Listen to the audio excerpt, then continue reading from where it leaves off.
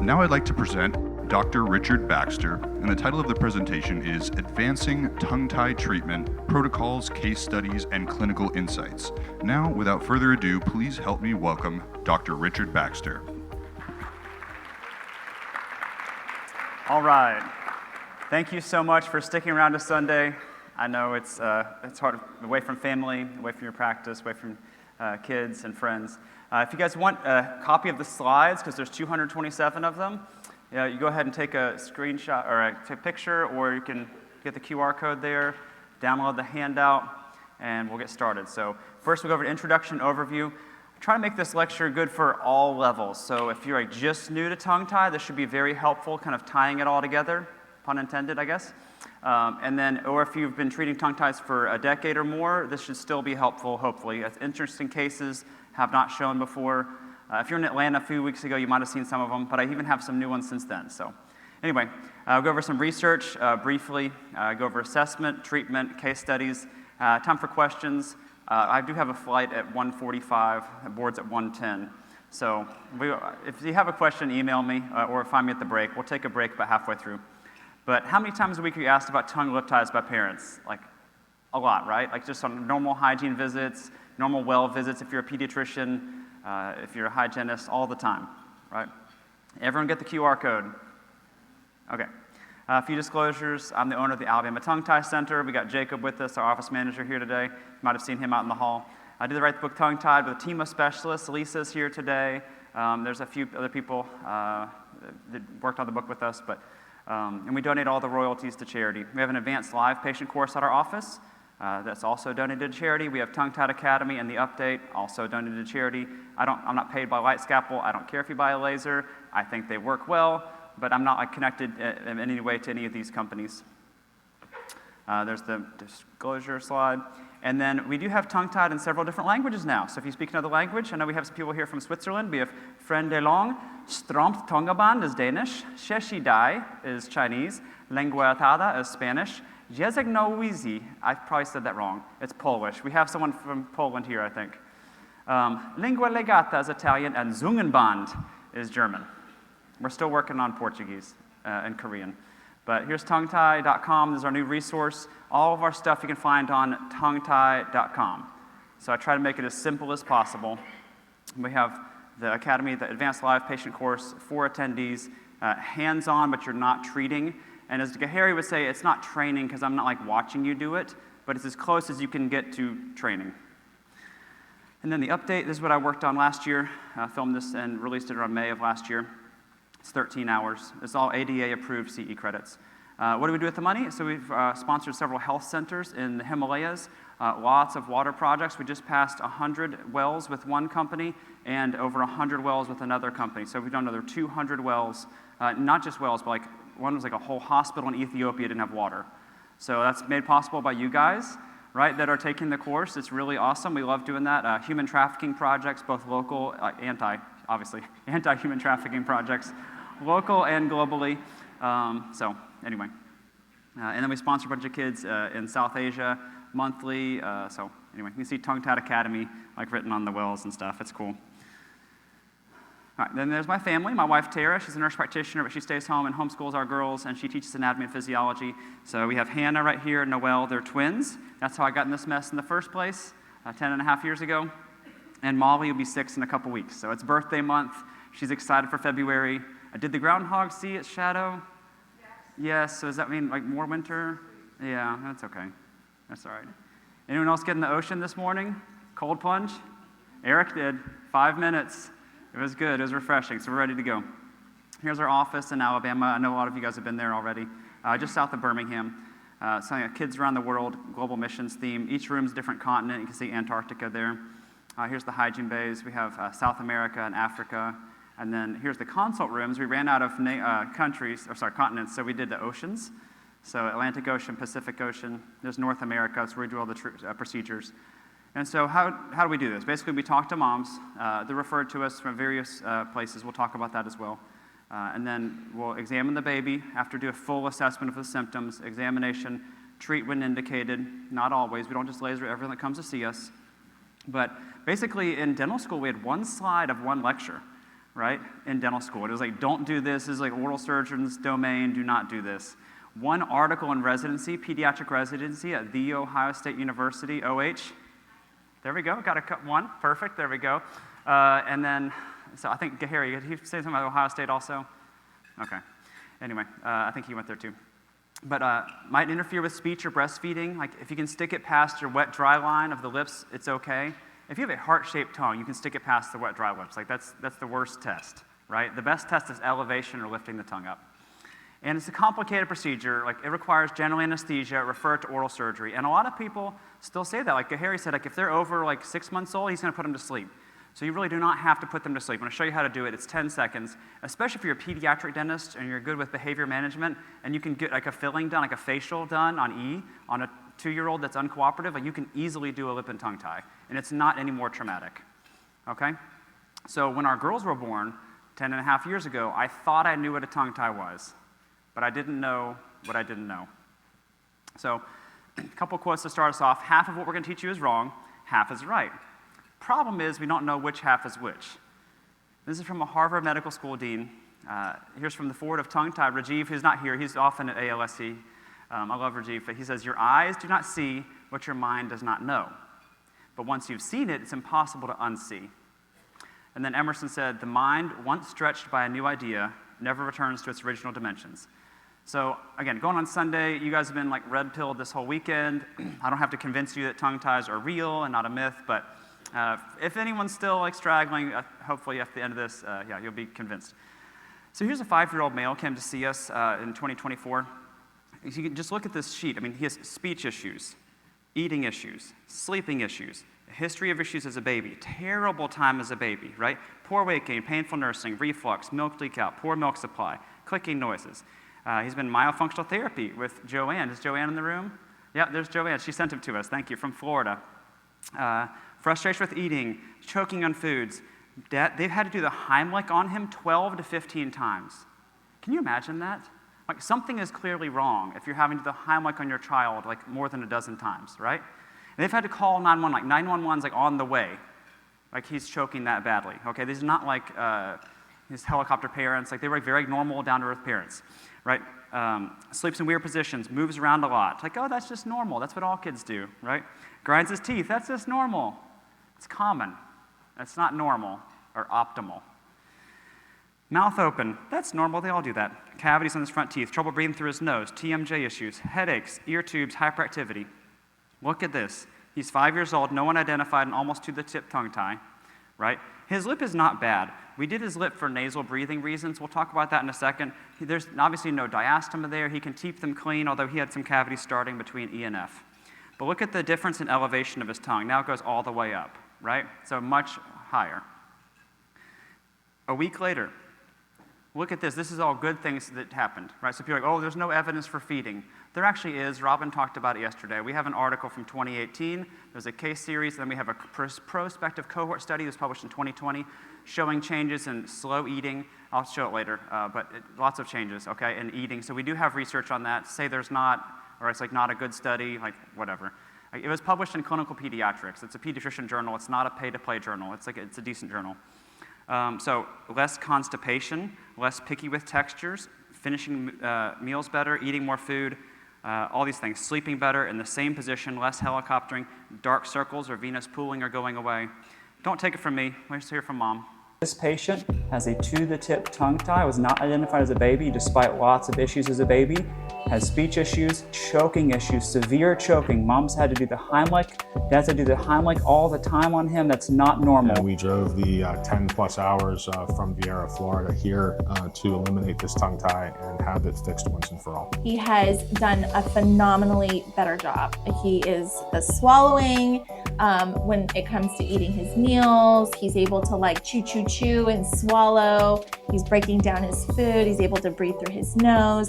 At nighttime, he's not so restless and all over the place like a helicopter in the sheets. He's staying in one position and he wakes up better rested with no purple circles under his eyes. He is less constipated, definitely better and easier for him to communicate and to not mumble or baby talk, which is something he was really doing before. He hasn't had any issues with choking on food, which has been the prior issue, which brought us to this conclusion. Everything has been phenomenal. He's been doing great. Dr. Baxter has been absolutely excellent, both in his professionalism, his attention to detail, his patience in answering questions. He really has been truly phenomenal. Easier to eat now? Yeah, it is. And we're in the Watney family. Don't forget to subscribe and press the like to see some more videos. That's right. Bye. We just asked him, like, what to say. He just totally said that on his own. Like, he probably watches too much YouTube. But anyway, there is a lot of myths and misinformation about tongue-lip ties, like they don't exist, especially posterior tongue tie. So thankfully we have Dr. Gahari's article that shows that it does exist and published in a reputable journal, randomized control trial. They don't cause problems, they're very rare. It's probably a quarter of the kids. Some people like Rajiv, Dr. Agarwal would say he was looking at the kids at the Phoenix Children's Hospital, 30 to 35% is what he said. Marcasson and Martinelli in Brazil said 32.5% had a less obvious posterior tongue tie.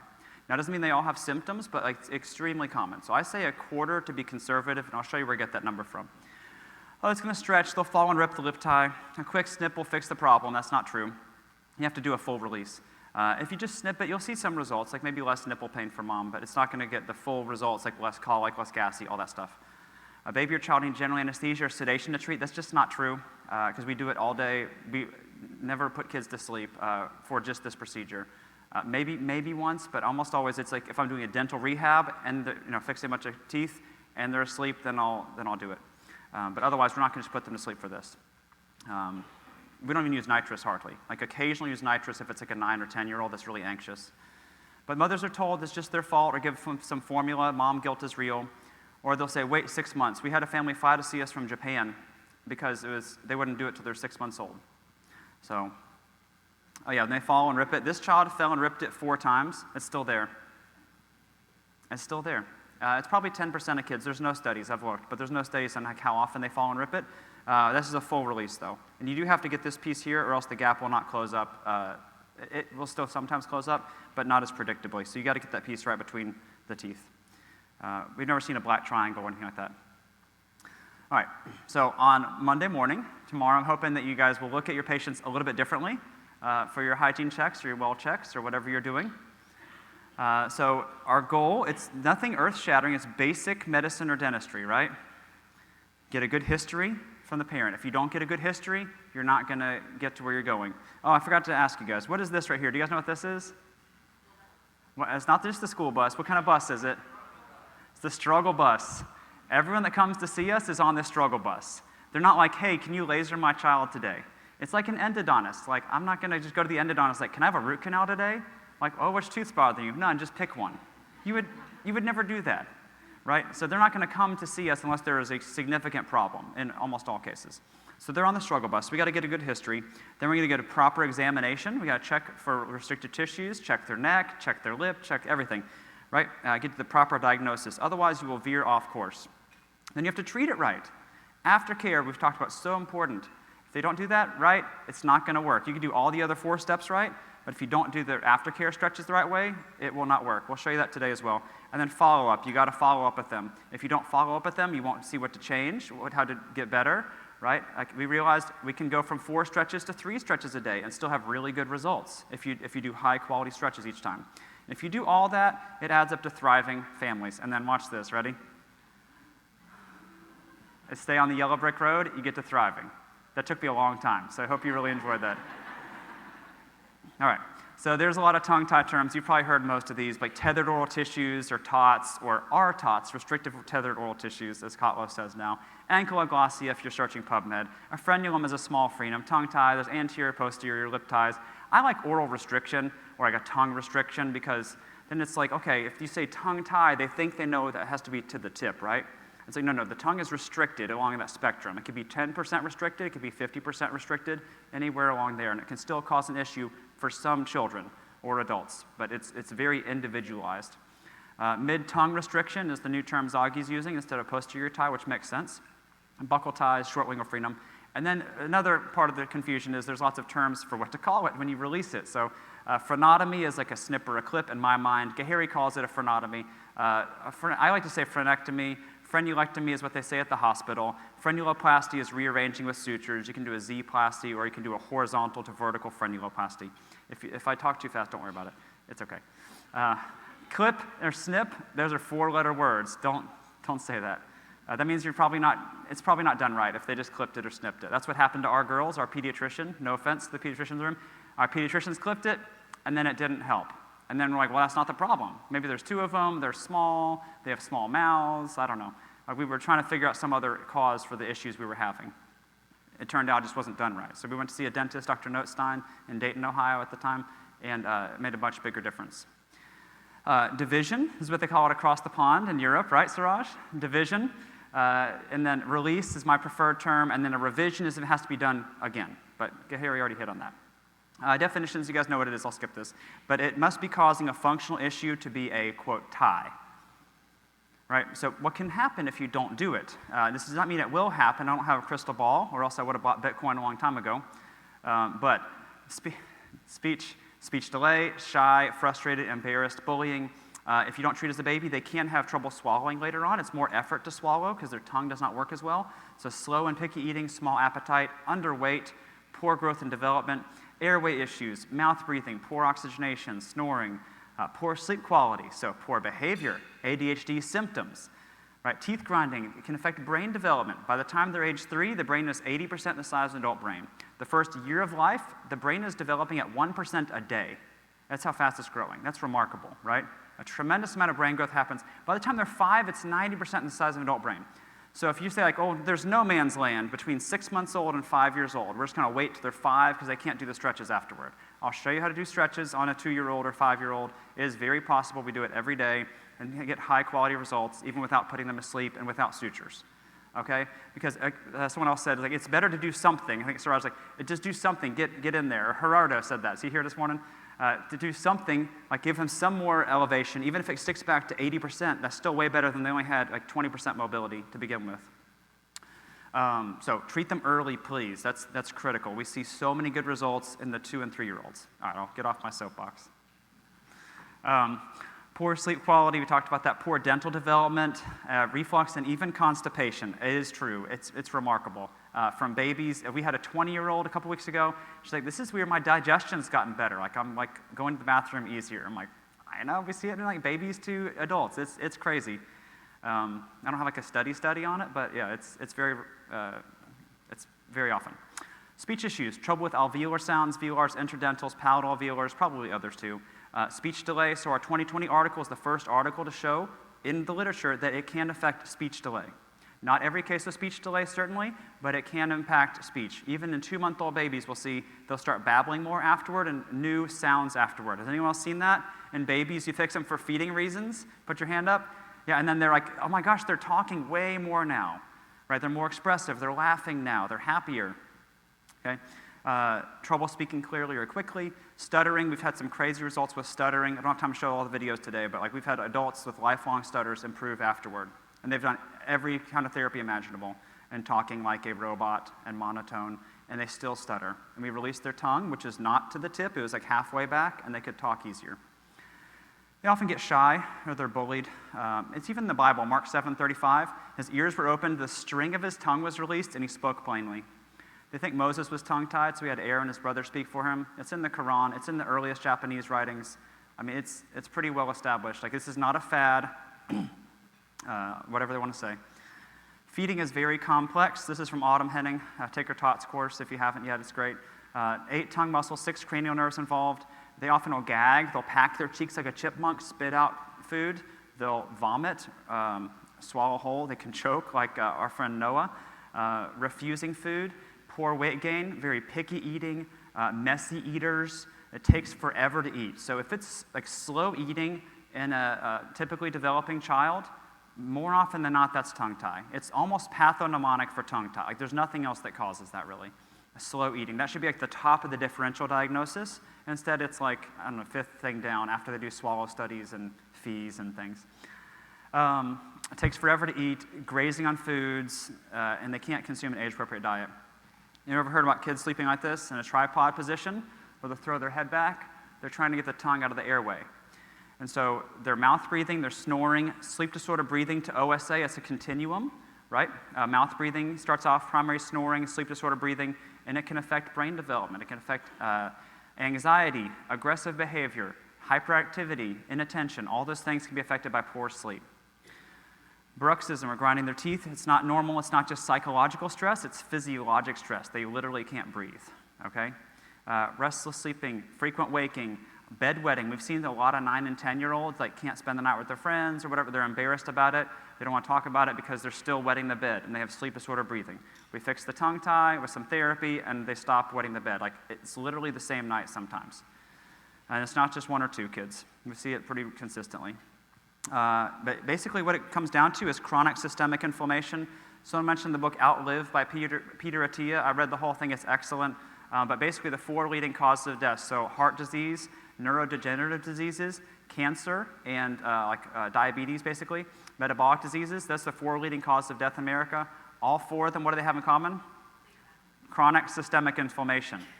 And sleep apnea, obstructive sleep apnea, or SDB, sleep disorder breathing, that leads to a state of chronic inflammation when your body's trying to repair at night. And so it's really critical that we get these kids treatment early. You treat the babies, they stop mouth breathing. No myo. No myo need, it's instant. The tongue goes to the palate in many cases. Okay? All right. Here's a 19-month-old. Do you think they're on the struggle bus? How many people use a form like this? A lot of people? Okay, so you've seen this form before. Okay, so it's like that, this child needs help. Like, I can see they're probably in the right place already because they have like 25 check marks, right? There's nothing else that causes that. So speech issues, I'm not going to go through it all, but speech delay, they have 7 to 10 words at 19 months. They should have like 25 to 50 words. I'm not a speech therapist. I don't pretend to be one. But it's important to like learn some of the milestones where they should be. Like 100-ish words, 2 words together at like at 2 years old. Right. Frustration with eating, slow eating, picky eating, choking, spitting out foods, reflux, restless sleeping, grinding teeth at night, really bad, almost all the time snoring. Huge red flags here, okay? Let's look at it. That's pretty tight. I mean, I feel like someone should have picked this up before 19 months old. But at 19 months old, you see all those teeth? The pediatrician's not going to get in there. Maybe a tongue depressor, but to really get in there and challenge the tongue, like Harry talked about, like a forklift, like lifting, if you do that, you will lose a finger. You will come back like this like next time, right? You will lose a finger. And so you have to use a molt mouth prop. If they have teeth, buy some molt mouth props on eBay. They're $3 or $4. You can get them in bulk. We buy 180 at a time. Why do I buy so many? Because I give those to the parents to take home with them. And now they can actually do the stretches at home twice a day. It's not like forever. I tell them it's going to suck. They're not going to like it. If there was a better way, I promise we would do that, but it is necessary. So we treat 19-month-olds. A full release, it was literally 10, 15 seconds. Now his lip tie we left alone. There's no diastema, they can keep the teeth together. It could possibly help with nasal breathing. So almost every adult we do, and even older kids, they'll say they can breathe through their nose better. Has anyone else seen that? Where they say they can breathe through their nose better? I need a study on it, but it's hard to quantify that with like nasal resistance. Maybe we'll work on that, but I'm getting a little disillusioned with research. So is Sarush, because you do this great study, you put hundreds of hours in, and then you submit it, and they're like, this is a controversial topic. We're not going to even send this for peer review. Publication bias is very real, especially for like better journals. Like if I submit this to JAMA Pediatrics, they're not going to put like, you're a dentist, like go away, right? Like if you submit this to dental journals, they're like, this is not really dental. Like it's very difficult. So anyway. Oh yeah, you got better. Yeah, so this one got better. So completely changed his sleep, almost a new kid. When dad is impressed, that's a good day. Be impressed dad, so that's good, right? Yeah, I see you right there, yeah. Easier to get words out. New words, 6 new words in 7 days, and he only had a few to begin with, right? So that's remarkable. That's an N of 1. I can, after this presentation, maybe an N of 25. This is like a large case series here. Talking more. Completely change his sleep, less grinding, less mouth open, less snoring, less gasping for air. So if we let this kid go to at least 5 or 6 and cooperative with stretches, that's several more years of possibly impaired brain growth and development and behavior, and then he's 6 or 7. Now he's not sitting still in class. Now we got to think about some Ritalin. Oh, now he's not sleeping because of Ritalin. He's not eating, so we need an appetite stimulant. Oh, we need a sleeping pill. Right? It's a predictable path. Okay, how many people have seen that? Have you seen that before? Very often, sadly, right? And some of you have lived it. Has anyone lived that? Is anyone that your experience? Yep, several of you. 5-day-old. It's a great time to do it. Sooner the better. Shallow latch, falls asleep, poor weight gain, hiccuping, gumming or chewing the nipple, passy falls out easily, moving on in their sleep, reflux symptoms, spits up often, gassy, milk leaks out, and frustrated. For 5 days old, this is a lot of check marks, because almost always it's like a snowball going down a hill, right? The longer you wait, the more check marks you'll see. So for the first couple days, milk's not even in yet, you may not even see that many issues, maybe some nipple pain, but you're not going to see all the gassy, colicky spitting up. That comes later. We ask all the moms how they're doing mentally, emotionally. We have them fill out the EPDS-10, the Edinburgh Postnatal Depression Scale, and we check them for postpartum depression. Every day we have at least 2 or 3 moms score above a 10 or above a 13, which means you basically have postpartum depression. And then we have a thing at the top that says, is it okay if we share these with your provider? So I modified it a little bit and added that. But if you download the forms, I'll show you the QR code. It's all in there, if you can get that. So here's the 5-day-old, to the tip, very thick. Sometimes they like to write lots on Facebook. She put the really long post on Facebook. Oh yeah, here it is. We don't have time to go through the whole thing, but it was really nice. And again, we got Dad impressed. Dad was impressed. It took an hour to eat 5 milliliters. I'm not a lactation consultant, but that's too slow, right? And then the pediatrician. Look, the pediatrician sent them over. Isn't that great? So we're getting more pediatrician referrals now. So here's that exact same baby. Ooh, hello. That's the exact same baby. So here's lifting up the lip. This is how we examine. Notice it's blanching, right? Just because it comes all the way down, 94% of babies have a low insertion. So that doesn't mean it's a lip tie, but it's blanching. Check the cheeks. We did not treat these cheeks. You can feel up there if you feel like a tight restriction. It feels like a speed bump or like a guitar string up there. You can treat the cheeks as well. We'll talk about that. But look at that tongue. Very, very tight. That's restricted.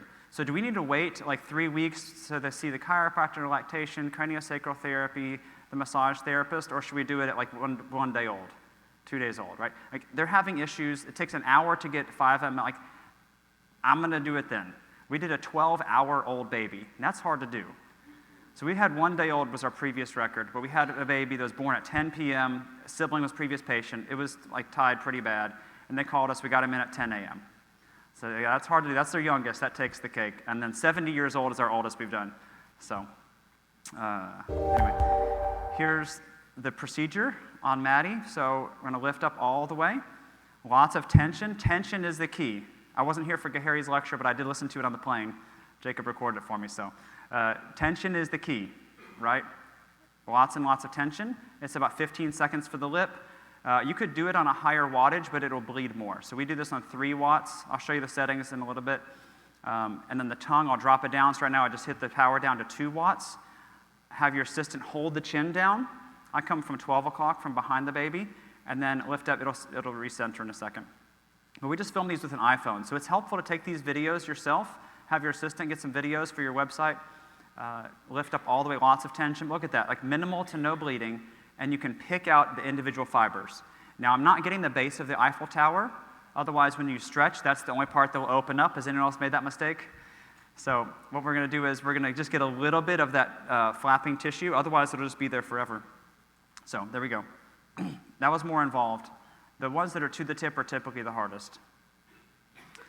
4-day-old, shallow latch, gagging, coughing, hiccuping, in utero hiccups. That's probably one of the earliest signs of a tongue tie. I don't have a study on it, but very often they'll hiccup a ton in utero, and then they'll come out, they hiccup a lot, and we do a procedure, and it stops. Has anyone else seen the hiccuping stop?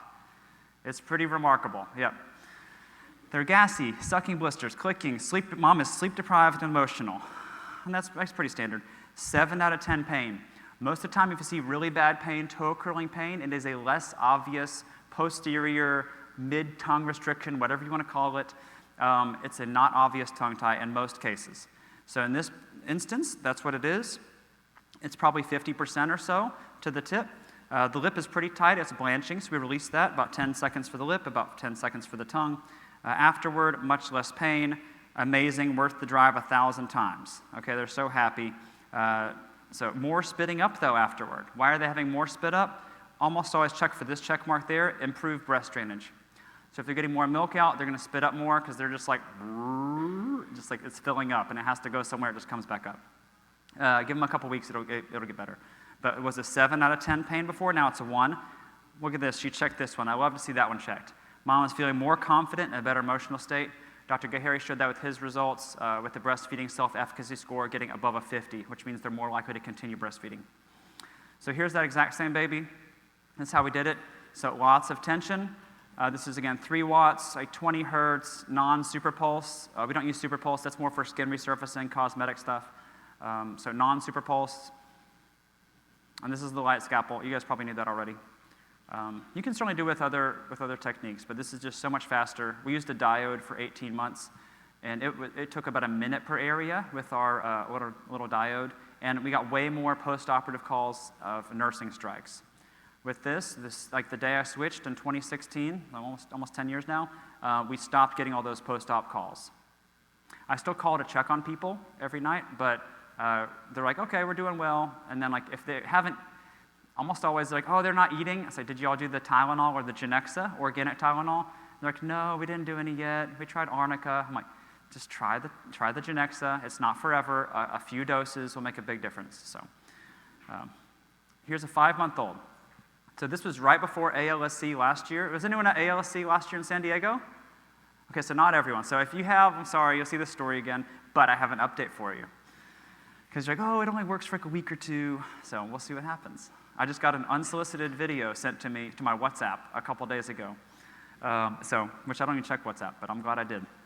Shallow latch, falls asleep, tried 30 different brands of bottles, hiccups all the time, passive. They saw the lactation consultant, a pediatric dentist, admitted to the hospital, 9 different professionals, ENT, right? They already had a release by a pediatric dentist, lip tie and tongue tie. Mom says, how are you doing? I don't even know. I'm depressed because of lack of knowledge. Won't finish bottles, is snoring, nose is congested all the time, spitting up, on Nexium. Like, are they on the struggle bus? Yes. Whew. Yeah, snoring, not sleeping well, all the things, hiccuping. So here's the this is after a release already. It came back. So either insufficient stretches or insufficient release. I don't know, unless you have a picture before and afterward, then you can kind of tell. But either way, it's restricted again. Would you agree? Look at the cheeks. The cheeks are pretty tight. With all those symptoms, with like the milk leaking out, the spitting up, the gassiness. So I think the aerophagia, like eating air, that can be related to buccal ties as well. And so watch what happens. This is just a week later, so not like that many changes because they're 5 months old. The sooner you do it, the quicker they'll see changes because they have fewer bad habits. Right? So if you do it at like a week old, they're going to get better quickly. Like under a month, they get better quickly. 5-month-old, they got 5 months of bad habits plus 4 months of bad habits in utero. They start sucking about halfway through pregnancy. So he's got 9 months of bad habits to overcome. But less snoring already, milk leaks out of his mouth less, babbling more, way more, blowing raspberries and squealing, less reflux, deeper latch, less falling asleep, right? Okay, here's brother. So 2 boys, they came to see us. He wants his tongue fixed so his friends can understand him. Isn't that sad?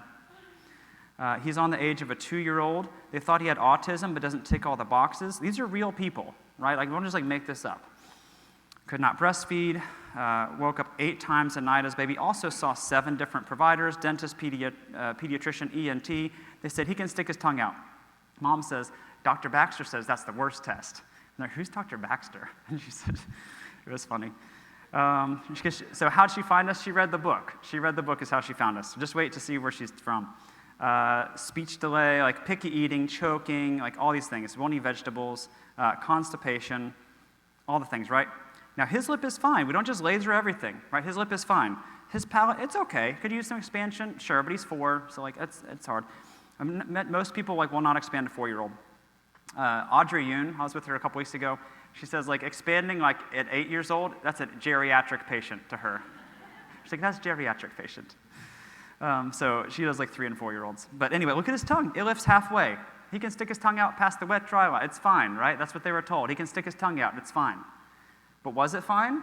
He checked almost every box. Like, that's a problem. For this individual child, for Jaden, that is too tight. Look at his tongue afterward. All right, so you tell me, which kid's going to talk better? The one with 50% mobility or 100% mobility? Which one's going to eat better? Which one's going to sleep better? Right? So does every kid like that need it? No. But listen to her story. This is my son. Can you turn it up a little bit? I've got a 5-month-old as well. Dr. Baxter just did Jaden's tongue tie release, and a few seconds ago, he's already speaking better after Instant. 2.5 years. Speech therapy, tonsils taken out, seeing ENTs, dentists, lactation consultants, the whole lot, and everyone showed me a way, tells me there's nothing wrong with my son. His speech is on an age of a 2-year-old. Seconds after Dr. Baxter did the procedure, he said thank you to the doctor, and he said it much better. I think we do have work. And then Bainant, which is 5 months old, had a deep snore. He couldn't keep his milk in. He drank now a little bit. No leaking on the corners. And he's not snoring at all. Seconds after the procedure. Awareness needs to be made. Thank you, Dr. Baxter. This is going to be life-changing, and I'll forever be grateful. Where are you from? South Africa. They flew to Birmingham, Alabama, of all places, from South Africa. Isn't that crazy? So her sister came with her, brought the 2 kids. It's remarkable what some of these moms will go through to get help for their child, right? And so I wish there's like people close by that could help them, but they went to everyone they could in South Africa. And then 2 days ago, I got this video. Here you go. Hi, it's Louise from South Africa. Turn up a little bit. January 2025. I took my 2 sons in January 2024 to Dr. Baxter to get their tongue tie releases after seeking several professional help in South Africa. Everyone showed me a way. So Jaden, which was the 4-year-old, which is turning 6 this year, he's very picky eater, and he was grinding on his teeth, sleeping with his mouth open, and he had a sleep obstruct apnea, and then he had a major speech delay, nearly reaching 3 years behind with speech. A year later, after the tongue tie thing, we did speech therapy. We still have a long way to go. The result was he's not grinding on his teeth anymore, he's sleeping better, and then his speech has improved. Before the procedure, I could not understand my child, maybe 10% of the time. After the procedure, a year later, we had 80% of the time. We're still continuing with speech therapy and articulation exercises. So thank you, Dr. Baxter, you have changed our lives. I've got my kids back. For the little one, he was reflux free, and then also he stopped snoring. So that was the bonus as well. So I just want to thank you. I've got my kids back. The frustration which Jaden had not communicating was a challenge, and I've got my child back. He's got his self-confidence, he's in a normal school, he's got friends, and then I also got myself back. So I just want to thank you, Dr. Baxter, for changing our lives, and thank you for what you're doing, and I hope more awareness gets made. This is awareness right here, right? Isn't that cool? So his friends understand him now. That was like his chief complaint. Isn't that sad? This is cool. I did not ask her. She just sent the video over. She's like, can I share a 1-year update? So it's not just 1 week it works. We see these kids back on hygiene visits at our office, and it works for years. So research, you guys have probably seen this ad nauseum. So there's different levels of research, right? It's randomized control trials, systematic reviews, cohort studies, case control studies, case series. So basically when you take this lecture, it's like a large case series, right? Expert opinions. So if someone says I don't believe in tongue ties, they don't exist, they'll stretch out, posterior tongue tie is not a thing, treating it's a fad, they're entitled to their opinion, but you know what they say about opinions? Everyone's got one. And then just in case anyone's unclear, the New York Times is below expert opinion, right? So it's not a fad or new procedure. Here's some wood cuttings from 1620. King Louis XIII was tongue-tied and was released by the king's surgeon, M. Guilleminot, in the middle of the night. Look at this. Does anyone recognize this right here? It's not quite as nice as our tongue guide outside there, but this is from 1774. So there are randomized control trials. There's 5 or 6 of them. This is where a lot of people get the 10% number from for tongue ties. So this one's from England, actually. But they took 57 babies, 29 control group, 28 an immediate release group. One baby in the control group improved from just lactation support. It's not saying lactation is not important, but if there's a physical reason they can't nurse, like take care of that, right? Suppose I want to like run in the Olympics, and like I'm going to run in the Olympics. I'm going to hire an Olympic coach, but my shoelaces are tied together. Like I'm not going to run in the Olympics, right? Like you have to cut the okay. Now we have something for the coach to work with. You have the ability to do that, right? The release group, 96% improved. Overall, 95% of babies saw improvement. And this is probably just like a clip or like a division. It's probably not like a full diamond-shaped release. They didn't mention stretches there. But they said there's no need to release all tongue ties at birth, but awareness about tongue ties and feeding problems will allow release in symptomatic babies. So if they're having problems, treat it. It's not just like, okay, string cut, right? Without delay, so without delay. It also says that it's not possible to predict just by looking at the tongue tie which ones would cause problems. So this is nice because this is a hospital, so it's like a large population, right? There's 1,800 babies. They're looking at them all. I only see babies with issues most of the time. Remember, like the endodontist. Okay, so 100% baby to the tip babies were feeding asymptomatically, which is true. We see some people come in at like 5 months old or even a couple months old, and they check nothing on the sheet. I'm like, why are you here? And they say, our pediatrician sent us. I say, great. And I look in there, and it's to the tip.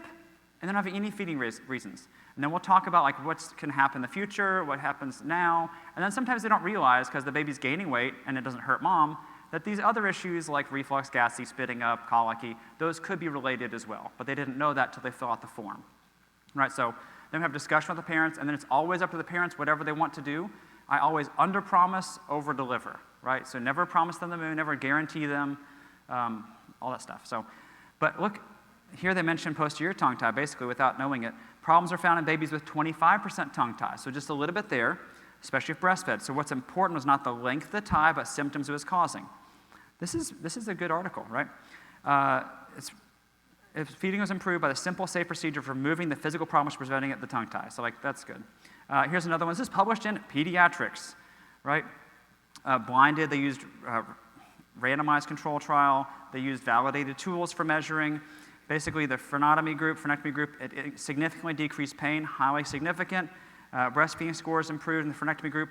All but one parent in the sham group, where they pretended to do it, asked to have it done at or before the 2-week follow-up. They said clear and immediate improvement, rapid, simple, without complications, if you do it properly, right? If you just like blindly just like cut in there with like a blindfold on, it's not going to work well, right? So I'll show you how to do that. Optimal timing, 2 to 6 days after birth. It can cause poor latch and nipple pain. That's what's like best studied. But they've consistently shown a benefit, the studies of frenectomy. And again, in babies, there's a good bit of studies. Double-blind, randomized control trial, a real immediate improvement in breastfeeding detectable by the bladder, which is sustained. It does not appear to be due to a placebo effect. Scott Siegel, he's not here this weekend, but often he does ALSC conferences. Have an aerophagia-induced reflux, treated 1,000 babies. Half improved or weaned off their medication. 28% did not improve. 19% had improved irritability, but still needed medication. So it is multifactorial, but often they're swallowing air. So let's look at this quick video. Is this colic or just a tongue tie, lip tie? So this baby had a pretty restricted lip, wouldn't you say? And the tongue is not bad. Some babies could have that and have no problems.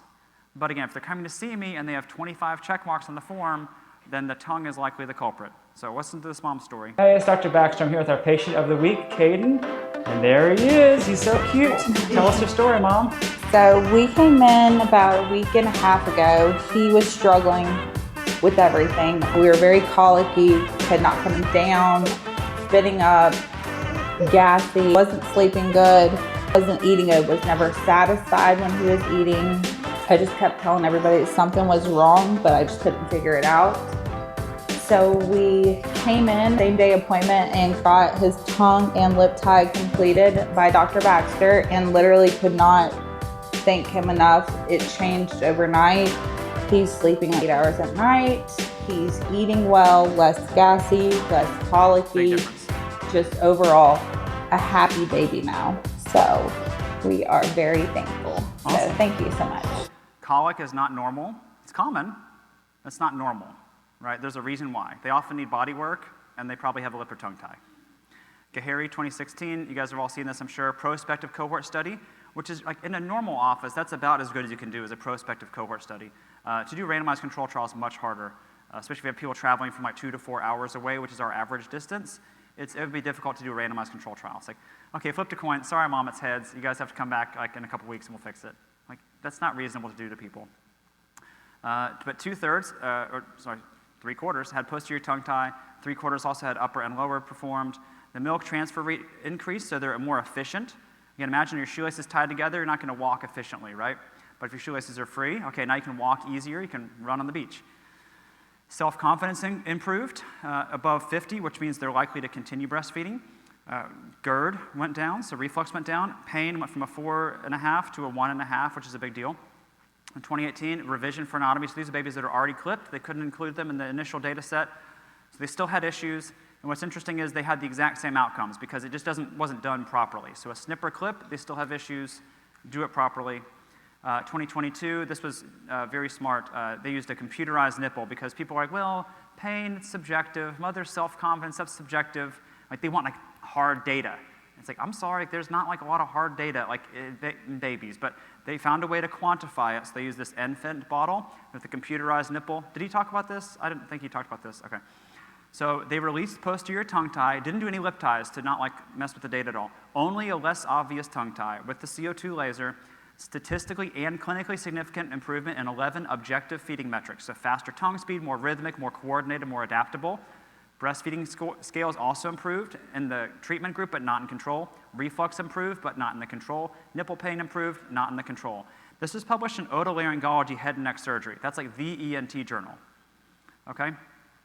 Buccal frenum. So as we talked about, there's no evidence for buccal ties. I also acknowledge there's no evidence for buccal ties, but 75% of people, 87% of people are assessing buccal ties and likely treating them. So we need some kind of like data. So again, to do a randomized control trial where you flip a coin, okay, Mom, they have lip and tongue tie, but we're only going to do the cheeks today, and then come back in 2 weeks, and then we'll do your lip and tongue if you still need it. Like, is that ethical to do? No, because we've seen, like, no IRB is going to give you approval for that. Randomized control trial, placebo-controlled randomized control trial, that was made for drugs. Made for drugs. You can give someone a sugar pill, give them, like, your blood pressure pill, and compare and cross over. It's not for surgical procedures on babies. So like holding that to a level of standard like this is not right. I could say lots of other things that would not be politically correct right now, but lots of things they do in medicine, especially since COVID, were not backed up by long-term randomized control trials. You were the control group or the study group, whether you got a certain intervention or not. I'll just say that. You were the largest randomized control trial. Well, prospective trial. Anyway, so 5 to 10% of infants may be affected by cheek ties, so it's not everyone. If you're doing cheek ties on every baby, that's probably overtreating. If you're not doing any, that's probably undertreating. It's some. So like in a day, if we have 10 babies, I think we have 10, 11 babies tomorrow, if I make my flight, then it's like maybe 1 or 2 will have cheek ties, right? So finger sweep, visual inspection, checking it. You have to combine the objective, like what you see and feel, with the subjective findings, what the parent reports, to combine those together for the diagnosis. You do have to do stretches. This should be 100% recommended post-op instructions. But basically, the best we could do was a survey. So thank you if you filled out the survey for us. 466 healthcare providers from various disciplines from 15 different countries. This is the largest tongue tie survey I know of, oral restriction survey. Potential clinical symptoms. Is Robin in the room? Robin, help with this article too. There's Robin. There we go. So infants, poor latch, basically seal issues, aerophagia, children pocketing food, trouble with lip rounding, straw drinking, saliva management, pain with brushing the teeth if you're running into that cheek tie, adults, trouble brushing the teeth, plaque retention. Okay, so there are 4 articles that even just mention buccal tie at all. One of them was on denture retention issues. So if you have a periodontist or if there are any prosthodontists in the room, general dentists having trouble with denture retention, it could, because you can't do your border molding properly. Just having some bad flashbacks to dental school. But anyway, if you know, you know. But yeah, the denture retention issues, they can't blow or whistle, fascial tension. One lady, we released her left buccal tie, tinnitus, the ringing in her ear she'd had for a decade went away. So there's like all this stuff like we don't know. Now, would I ever guarantee that? Absolutely not, because I'm not God. I can't make that happen. But like, we did it and like it went away. So I don't know. There's stuff we don't know. There's no like classification scale, so we made one up. Basically, instead of like the Kotlow or Carrillos with 4, here's 3.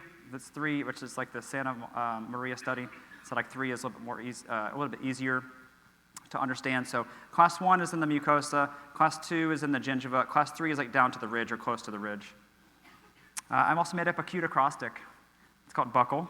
So is it blanching the tissue? Is it uncomfortable to palpate? Is there a clinical impact? Like what symptoms? Is there compensation going on? Then where's the attachment site? So it's not just like, oh, attachment site, laser. It's all these things. And then is there a limited range of motion? This article, we paid the $4,000 so you can get it open access. You can download it and read it. It's in Journal of Oral Rehabilitation. But here's like what the procedure looks like. It takes literally 5 or 10 seconds. Do not go too deep in the vestibule or you will have some bleeding. There are some vessels up there, so just be careful with that. It's just like very superficial. Just get rid of the webbing. There's a child, heals nicely. We put an appendix in there for treating infants and another one for treating children. Speech and feeding research. So they're like, oh, there's no research on solid feeding. And I agreed. I was writing the book, and we have like, if you've looked at the book, it says like speech, and then here's the research. Like sleep, and then the research. Feeding, and like, where's the research? Like there was literally not any research. There was nothing on solid feeding and on tongue ties. In fact, there's actually no validated feeding questionnaire. So even if I wanted to do a study on feeding and tongue ties, I can't because there's like one that's like 8 pages long. It's not like reasonable to use. But I mean, we need one like how fast can you eat a Ritz cracker without like spilling it everywhere? And like there needs to be some kind of standardized like assessment for feeding, but there's just not, right? I'm not sure what they've been doing in feeding research, but it's remarkable with dysphagia, with swallowing, all this stuff. Like it does help that in many, many cases. So here's 5 cases, all less obvious tongue ties. It's a case series, and they all improved in speech and eating. It's a spectrum rather than a single disease state. It needs a paradigm shift. And then we try to do one better. So this is actually very difficult to do. So you have to get IRB approval, which is several $1,000s. And then you have to go through all the trainings. And then you're prospectively treating. So meaning before you do any treatment, you say, okay, you need a tongue tie. Do you want to join our study? And they say yes or no. They sign a consent form. We had about 50 people in the study.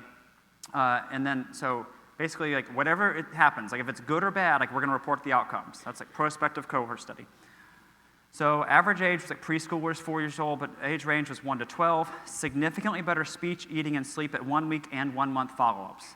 So there's like no good studies for speech and eating. I did the best I could. All right. This is the first article show improvements in speech delay, picky eating, slow eating, choking, snoring, and restless sleep. Published in Clinical Pediatrics, which is a good journal, in 2020. It was one of their most downloaded articles. So it doesn't say 100% had improvement, because that would be crazy. That's not believable, and it's not true. So 89% had improved speech. 83% had improved solid feeding. 83% had improved sleep. 90% like, yeah, I would do it again. Some people are like, the stretches are terrible. I'm like, bro, I know. It's terrible. It's awful. But they were still like, happy they did it in most cases. So this is kind of numbers you can take to the bank. It's like, all right, like there's a good chance, probably 80, 90% chance it'll help your child with speech, eating, or sleeping if you do it properly and do the stretches right. Here's a video. Hey, I'm Dr. Baxter. We have our patients of the week. Not just one this time. We got 2. We have twin girls right here, and they're identical twins. Oh, and one's hiding. And the mom's going to tell us their story. So they are 2 years old. This is Remy. This is Sawyer. That's Remy over there. Before we came to see Dr. Baxter, they were choking all the time. I felt like they couldn't eat well, and they slept horribly. It was just not a good time. And we're 10 days out from our tongue and lip tie release. They're sleeping better. They wake up in better moods. They're not choking at all. They're trying new foods, saying new words. I mean, it's been a world of difference. Perfect. They're real people. And here's Remy's lip beforehand, and that's afterward. Her tongue very tight, and then afterward lifts up all the way. So which child's going to eat or talk or sleep better, right? And then here's sister's, here's Sawyer's lip. Very similar. Her tongue was clipped identical before, twins. But incompletely, and then that's afterward. So doing way better just in 10 days. All right, here's lingual frenuloplasty with myofunctional therapy. So they spent hundreds of hours getting this like together and published, all that stuff. And then I spent 30 minutes writing a blog post on adults with tongue ties. And if you Google right now, like tongue-tied adult, see which page on Google, we were talking about this at dinner because one of the guys works for Google. See which page, like my stupid blog post I wrote pops up. It's number 1 or number 2 on Google in most cases. And then this one, which is a good study that Dr. Zaghi did, is like page 11. So that's why I was like, it's not even worth doing all this research anymore. So I don't know. Because what are people going to do? They're going to go on Google or like ask ChatGPT, like, what does this say? They're not going to like check PubMed and like, it's not easy to search it. So anyway, just sometimes feeling defeated, but that's okay. All right, TRQ article, the tongue restriction questionnaire was like, we need a way to screen these kids because a lot of kids have a less obvious tongue tie that on a hygiene visit, I wouldn't even ask them if they had a tongue tie because it's not obvious.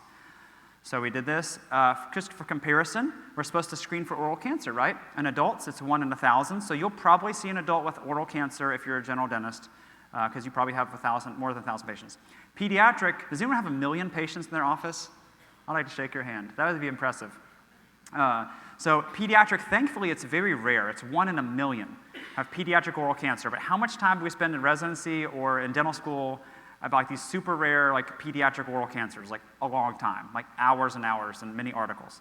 Because it's significant, it's serious.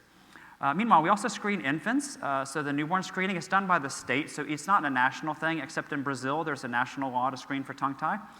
But for infants, for PKU is 1 in 15,000. For CF, cystic fibrosis, 1 in 3,500. Severe combined immunodeficiency, it's like the bubble boy where you don't have an immune system. That's 1 in 100,000, thankfully. Hearing loss is pretty common. It's 1 in 500. Tongue tie, not routinely performed, 1 in 4. And that's a conservative estimate. So we really have to be checking these kids in the hospitals. But as they mentioned the other day, like most places have gag orders. If they mention my name at the hospital, they can get fired. So first step of screen the tongue range of motion ratio. How high can you lift your tongue? If you can lift over 80%, that's grade 1. That's considered above average. Grade 2, 50 to 80% is average, but a lot of people are compensating. Grade 3, this would probably be actually a grade 4, but they're compensating. So grade 3 is less than 50%. That's below average. Significantly below average is grade 4, right? So that's how high can you lift. A lot of you have seen this before, so I want to keep going, but if you hold a gloved finger down here, then you get the true mobility, okay? So you're not holding down really hard, just like normal pressure, and you can get the true mobility. So here's mine. This is before. So I was like pretty good. It was fine. It was adequate, but I knew I could be better because I grew back and like, oh, my neck tension came back, and my speech, like I couldn't talk as fast or as clearly. Like when I did dictation at the hospital, I was like, my time was down. It was just stupid reasons like that. So I'm competitive with stupid stuff. Like we were doing Peloton this morning. I want to be number 16 on this ride, you know. And Eric's like, whatever, this is dumb. But I was like working hard, and I got to number 16, I think. But so here's before and suction hold. That's afterward. So Zaghi did it. It's on his YouTube channel if you want to watch the whole thing. It took a long time because there's some scar tissue. And then afterward, we went to Universal Studios, as one does, after getting a tongue tie release, and the lady who took the picture said, "Cute family." So we went there with his son Maxim. We had a good time. Maxim got a churro. Everyone was happy. It was good. Anyway, I thought y'all would appreciate that. So here's the tongue restriction questionnaire. This is the first version, has the baby issues on it. You can use that if you want to. It's all in the forms. So if you download our forms, tonguetie.com/professionals, or you can scan the QR code there. You can download all of our forms for free. They're Word documents, so you can put your own logo on them, change them if you don't like them. I don't care. They're not like copyrighted or anything. And then here's the updated version of the TRQ. So we're not going to treat anyone unless they have current issues, right? Like if they have a history of baby issues and nothing currently, we're not going to laser them for that. So this is the greatest hits of our child symptom form, and then how much does it affect quality of life? Again, if they're like slow eating and restless sleeping and like headaches, but it doesn't really affect their quality of life, we may not want to treat them. If like the parents don't see like a perceived need for it, you're just going to get yourself in trouble. We had a friend of ours, she actually came to the office like last week for a hygiene check, but it was to the tip. And I was like, but she talked well and ate well and slept well. And so we did it for her. I did it for free. Side note, if you do it for free, it's like a rental car. Does everyone here take really good care of your rental cars? It's a rental, like, you know, do some donuts in it or something. I'm just kidding. But anyway, it's like no one takes like the best care because it's not yours. You're going to give it back. Or if someone just gave you a car, like versus you're making payments on it, you're going to take better care of it if there's some ownership. So if you do a tongue tie for free, they're not going to do the stretch as well. Charge them something, like $20. I don't care, like something.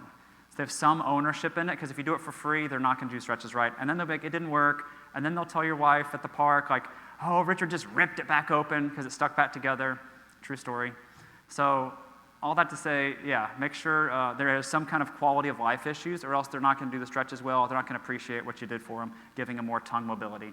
Because no one's ever come to us to be like, oh, my TRMR was only 57. Like, they're coming for the symptom improvement, right? And then the other thing is tongue elevation. How high can they lift?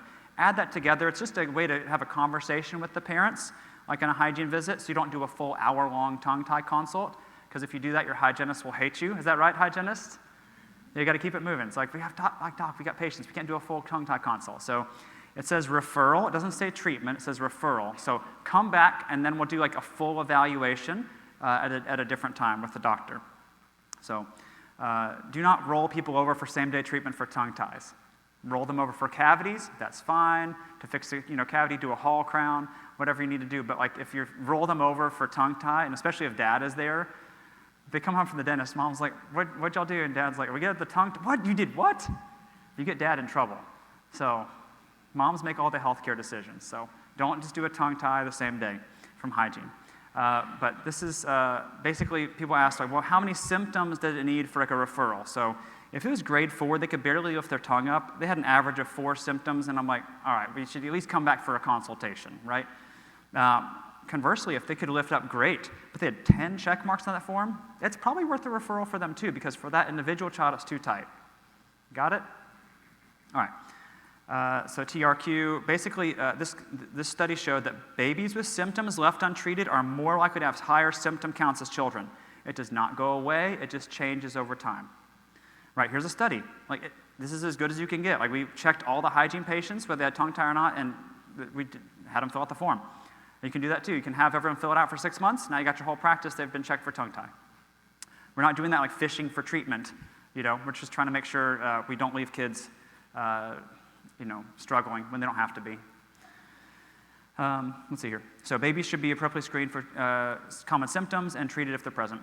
And then relatively high percentage of patients whose parents thought that a referral would be helpful. So after talking to them, the parents are like, yeah, I want to get my kid back for treatment. 26% of our hygiene patients, and that might even be low because we've already treated a lot of our hygiene patients if they had like an obvious tongue tie. So that's where I get the 25% number from. It's probably 1 in 4 patients. It's extremely common. They had significant quality of life issues. So here's a new one. So this is the cerebral palsy case series. We had 4 female patients with tongue tie and CP. They had various improvements in speech, feeding, sleep, breathing, and movement. So this is crazy. So children with special health care needs should be evaluated for possible tongue tie. So Robin and I wrote this up. Shout out to Robin, my research buddy. And they saw immediate improvements. And then even months later, so this is always like, do I want to reach out and see how they're doing? Like, I don't know. Like, what if they're not doing better? I was like, screw it, I'll just send it. So I sent them an email, I called them, I was like, how are y'all doing? 6 months later, right? They're still improving. They're still doing well. It didn't like grow back and like it only worked for a week, right? So I have follow-up data. It's under review with a journal right now. But here's a table from the article. I'll do you one better. I'll show you the actual patients. So here's their forms. 3-year-old female with CP, trouble with transition of solids, reflux, G-tube, not lateralizing the tongue. She's cleared to eat, but she can't eat. Wakes up easily. She's up for 1 to 4 hours. She's up half the night. As an infant, she had central sleep apnea. She won't crawl, trouble holding her head up. She can kind of use her arms. She's nonverbal, uses eye gaze, right?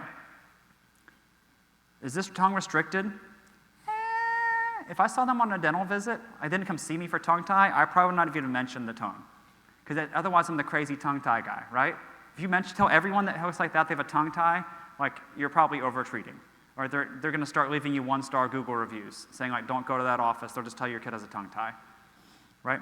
The lip is pretty tight, and they could have trouble brushing that, but with our symptom checklist, now I know there is something going on, so we've released it for this child, right? Look at this. A week later, easier with G sounds, eating faster, less choking, less spitting out foods, no coughing anymore, chewing on the right side now, actually swallowing now, can lateralize the tongue now. I mean, if you're a therapist, would you be happy with this in 1 week for your child with CP? If you're a parent, like, did we put this child to sleep? No, it was 10 seconds, okay, maybe 15.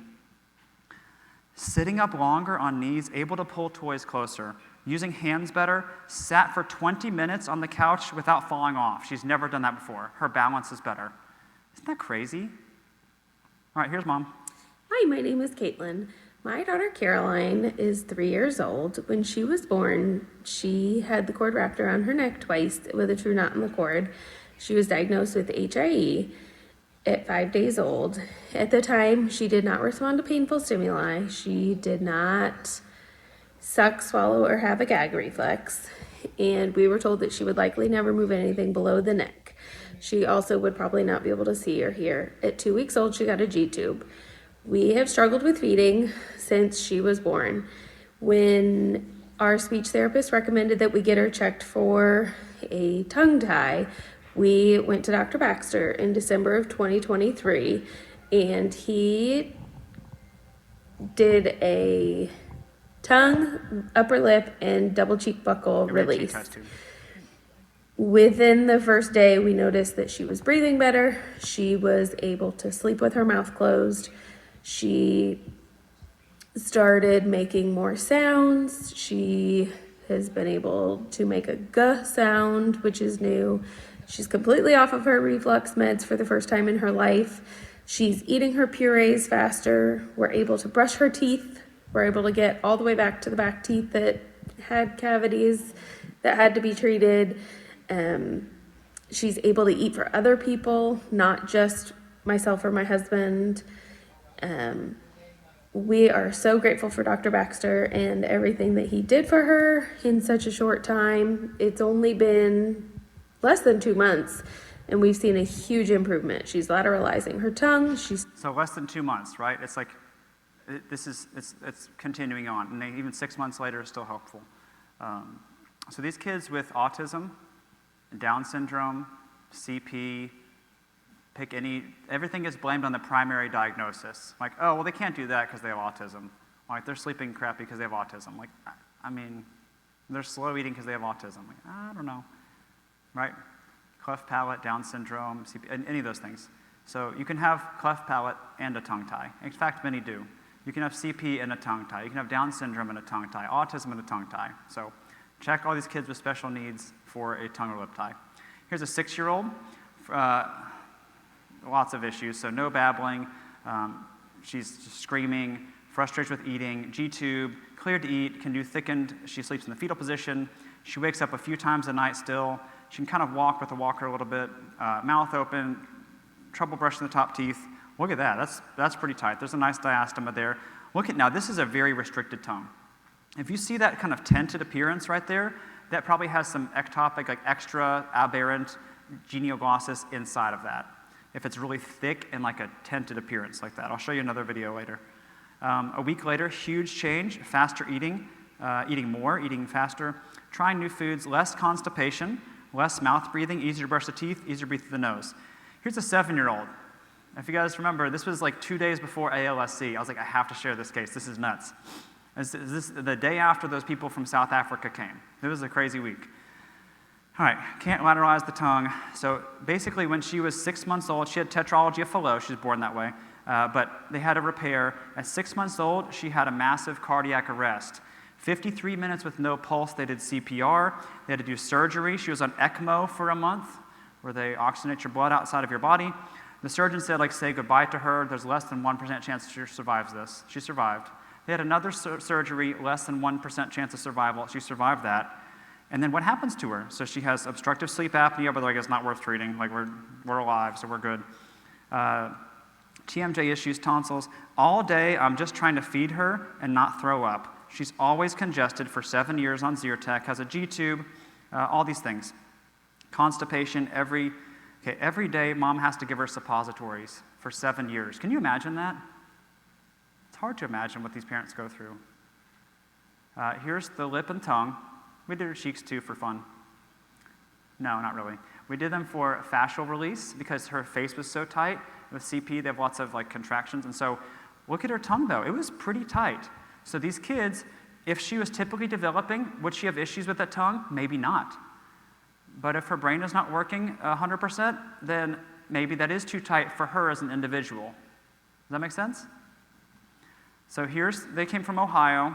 Here's Mom's story. Hi, my name is Katie Robinson. This is my daughter, Elizabeth Robinson. We were just in today to see Dr. Baxter. This is the same day. It's January 31st, and my daughter was born and at 6 months had a massive cardiac arrest, and as a result, HIE, CP, all the labels came that followed.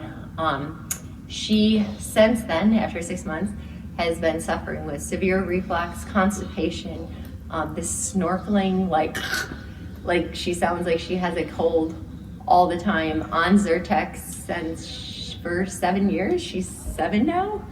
And we've done all sorts of therapies, flew down to Orlando. A therapist quickly identified she had multiple ties. And it's a feeding therapist, and she goes, she will do so well releasing this. Flew in from Orlando this morning to see Dr. Baxter in Alabama. He released the upper lip, the side cheeks, the tongue, and literally, when we were in the car, she was breathing again, not snorkeling, breathing comfortably. It's not coincidence. Her face looks so relaxed. She pooped, which is amazing because we've been on planes and trains and automobiles, and that would not happen. I mean, just the start of, I could see success. I am so, so grateful. Where we've been bumping into walls, we can see hope. And praise God. Thank you, Dr. Baxter. And we will look forward to all the gains. Thank you. Awesome. Praise the Lord. All right, so look at this. She wrote this letter a couple days later. This is almost exactly a year ago. So thank you both for your God-given wisdom, care, expertise. So Nancy with New Jersey Pediatric Feeding, some of you guys know her, disease feeding intensive. But thank you both for your God-given wisdom, care, expertise. My life has changed in 2 days because of you both. 7 years I've been told lies. As of today, 2/1/24, I can breathe, I can eat, I can drink, I do not throw up, I can poop, my hips are loose. I do not need to take medication for, quote, allergies because I don't have them. I don't have to take suppositories so I can poop. The list goes on. Bless you both and your families and everyone that works with you, all those you help. I showed this to Sarush. Okay. Awesome. I showed this to Sarush. She's like, she wrote all that? I said, no, mom wrote that. It was funny. He's going to kill me. All right, part 2 assessment. So, again, we saw this already. Get to thriving, that's our goal. Paradigm shift. So we really need to take this old paradigm. This is what's done still like 90% of the time. Most pediatrician ENTs, neonatologists at the hospital. Hey, mom, this works really well for like a toothache, right? Works really well for a toothache. Hey, mom, what's going on today? Johnny's got a hot tooth. We got pain, it's waking him up. Okay, is it sensitive to hot and cold? Let me take a look. We'll take an x-ray, maybe put a glove on, like at the mirror, look in there, all right, it's bombed out. We'll take the tooth out. There's nothing to do afterward, like bite on some gauze, don't suck on straws. Hopefully they're not smoking, our patients. Anyway, so like you're gonna get good results with a toothache, right? For tongue tie, it does not work so well. Hey, mom, what's going on today? Having some trouble breastfeeding? Is it hurt when you nurse? Yes. Trouble gaining weight? No, but, and then like, okay, bye. So if it's causing a problem with weight gain, they'll treat it. They'll take a peek in there, like a tongue depressor, maybe a finger caught. They'll do a snip or a clip, no consent form, just right there, just like snip or clip. You guys know what I'm talking about. Minimal to no stretches, they're not needed. Follow-up as needed, like just call us if you need anything. Surgeon only, maybe lactation consultant, like maybe a speech therapist if they're older. If you add all that up, guess what you get? Minimal results. It'll help a little bit. Let's throw that away. New paradigm, a comprehensive history, a 50-item questionnaire, a full exam, a full release, nice diamond shape like you've been seeing all weekend. Stretches 3 times a day for babies, 2 times a day for 12 months and up, for 4 weeks, about a month. Follow-up mandated. What if they're 6 hours away? What if they're in Orlando or wherever? The people from South Africa, they actually did come back in a week, but they were not from South Africa. They just went to Disney for a couple days. But anyway, team approach. So the follow-up, they can do email follow-up. Our preference is in person. So if there's any way to get them back in person, especially as you're getting started, that's better. Team approach, work with everyone. The body work, I don't have time to list out. If you're in this room, you're part of the team. The orthodontist, the pediatrician, the ENT, right, the sleep physician, the myofunctional therapist, lactation consultant, chiropractor. So working the team approach, you will likely get, it's not a guarantee, you will likely get impressive results. So always work with a team approach. All proper diagnoses start with a proper history. So misdiagnosis comes from either not listening or not examining fully. So most of the time people will interrupt the mom, so just don't do that. Just let them tell their story. Sometimes it's 20 minutes. Often it's like 5 minutes. So let them tell their story, empathize with them. All my girls had it, I had it, so I can empathize with them. Review all the symptoms systematically, one by one. Examine properly with gloves and like a mouth prop if you need it.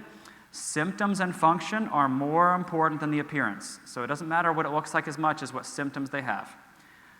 Image all areas of concern, no picture, not going to do the procedure. Because when they come after you or insurance denies it or something, you need a picture, or they leave you a 1-star Google review, which doesn't happen very often. But like, you want to have a picture to back up what you're doing. Release fully and precisely if indicated, or if you're a therapist or you're not going to do it or you don't want to do it, refer to a knowledgeable provider. Right? So if they have like PR Robin sequence, refer them. Like, do not do that. Right? Send them to the children's hospital. They can take care of it. High quality stretches are critical. We demonstrate to the parents. We have them put on gloves in practice too. Follow up at 1 week minimum or more often. So this was after I had a debate with Dr. Zoggy. We were on the same team. And Dr. Walsh, Jonathan Walsh, who is Dr. Anti-Tongue Tie from Johns Hopkins. He was the second author. No relation to Robin. She wants to make that clear. She's not related to Jonathan Walsh, even though they're the same area. But maybe like third cousins, Robin? No, I'm just kidding. I'm just kidding. He's actually a nice guy. I had lunch and dinner with him. And so afterward, we had this debate. Is anyone there in Michigan for that? Yeah, it was interesting. It was good. It was a good time a couple years ago. But he's like, Richard, like what you're doing, like there's no like way for them to like understand like what you're like how that works. I'm like, well, it does work. Like, should I stop treating tongue ties, or should I keep doing it like we're doing this method? He's like, well, clearly keep doing it if it's working. I'm like, all right. So have your blessing, Dr. Anti-Tongue Tie, to keep doing it. So here's like the best way to describe what we're doing. So in many cases, we're not just cutting a tongue tie. So releasing the restricted tongue gives extra mobility. Sometimes it's just 10% restricted and they need a little bit more for them. Normal function yields symptomatic improvement, speech, feeding, sleeping, posture, breathing, dental development. So basically, for whatever reason, a symptomatic patient has limited tongue mobility on an individualized basis. So another patient could have the same degree of restriction, have no issues. Or like those kids with CP, they couldn't compensate their way out of it. So the limited mobility, though, is variable, and symptoms are unique to each individual. Okay? Here's a 1-year-old, 16-month-old. This is Dr. Trigo did this one. So people say like, oh, one guy fairly close to us attended a 1-hour lecture I gave at the dental school and then tells people that I trained him. It's like, please don't do that. So the only person I've actually trained is Dr. Trigo, our associate there. It took me 3 months to train her, to do it like, okay, she would do it on my baby, right? So no issues with speech, issues right here, trouble transition to solid foods, spitting out foods, constipation, tripod sleeping, mouth open, snoring, trouble brushing the top teeth, and had a gap. So here's one she did. So that's pretty good. That's not bad. And then look at the tongue lifts up much higher afterward. Afterward, 8 days later, easier to eat, eating faster, more food, trying new foods, less spitting out foods, easier to brush, sleeping flat now, sleeping deeper. There's like nothing there. You see this one? It's barely restricted. There's not much there. And talking more even, okay? This is 8 days later. This happened in September. Here she is. Hey there, this is Dr. Trigo. We're here with our patient of the week. This is Amelia. So we saw her last week and she's had some great improvements. Yeah, she had difficulty eating, sleeping with her bottom in the air, snoring a lot, and literally overnight she is eating more foods, trying new things, and sleeping so much better. Awesome. I'll show the pictures. All right, so proper examination technique, come from behind. This is a pediatric dentist from Germany. She translated Zungenband for us. Did I say that right, Ralph? Yeah, Zungenband, okay. And her son, she didn't realize, had almost to the tip tongue tie. They don't teach this in dental school, worldwide. It's a worldwide problem, right? Look at that. But I use this because this is the tooth chair. You can get on eBay, Molt mouth prop, 3.5 inch. Here's our exam form. It's Marty Kaplan had the original version of this form. I added some stuff on there, added buccal ties on there, added functional grading, compensation, and palate things on the form. Here's a baby. It's kind of loud. I don't have time for that one. But this is milk tongue. This is thrush. What's interesting is you can still like wipe the thrush off often. So look at this baby, came in like this. This is the same day. I just wiped it with a 2x2 gauze, and like we kind of debulked it a little bit. Now they still need obviously some nice Statin or Gentian Violet or something, but that's a lot better. It's better to debulk it a little bit. So anyway, they had lots of issues, came to see us. They were taking nice Statin, but it still looked like that. So I just wiped it off. I just thought that was cool. I was like, oh, look, this looks a lot better. Let me take a picture. So here's the lip and tongue release afterward. Look how tight that tongue was, and they did better. Less spitting up, less gassy, fewer hiccups. So this is like, at 1 week, sometimes the angels are singing it's perfect.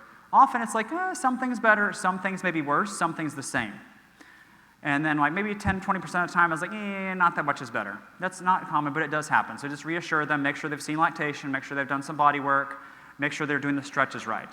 If they haven't done those things, that's going to delay your progress. They're not going to get better faster.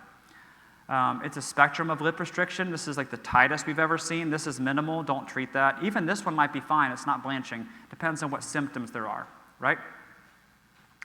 Tongue restriction. This is very tight, thick. And so the pediatricians say, okay, this is mild.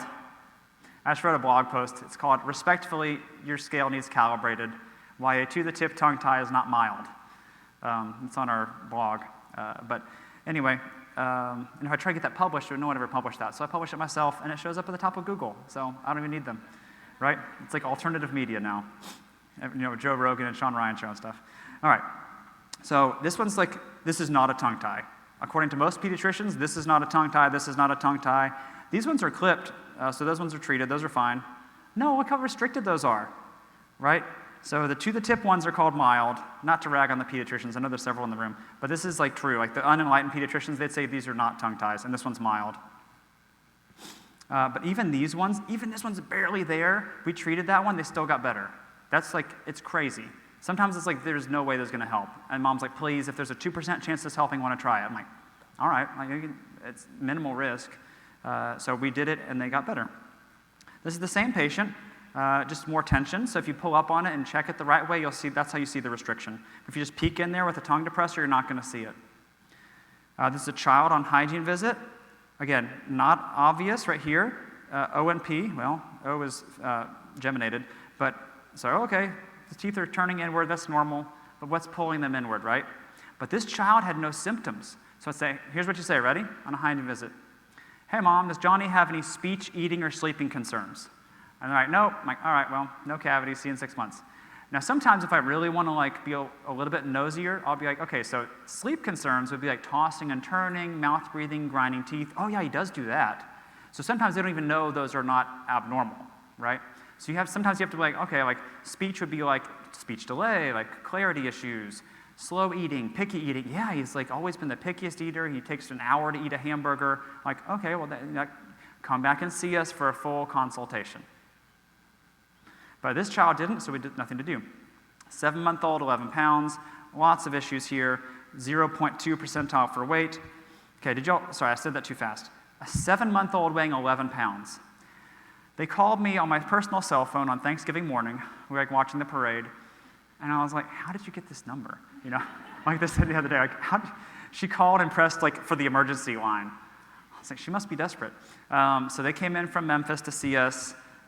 Look at this, to the tip. They couldn't find anyone to help them for 7 months. They're going to give this baby a G-tube. Like, what? Treat the problem. We treated it, they got better. So imagine if your child had the shoelaces tied together, and they're like, we don't know what's wrong with Johnny. Here's a wheelchair. No. Treat the problem. Untie the shoelaces. I asked Grok, the AI, to do that for me. That's cool. We recently had a baby that had a to-the-tip tongue tie. The parents were told there was nothing wrong with their baby. They just couldn't eat very well.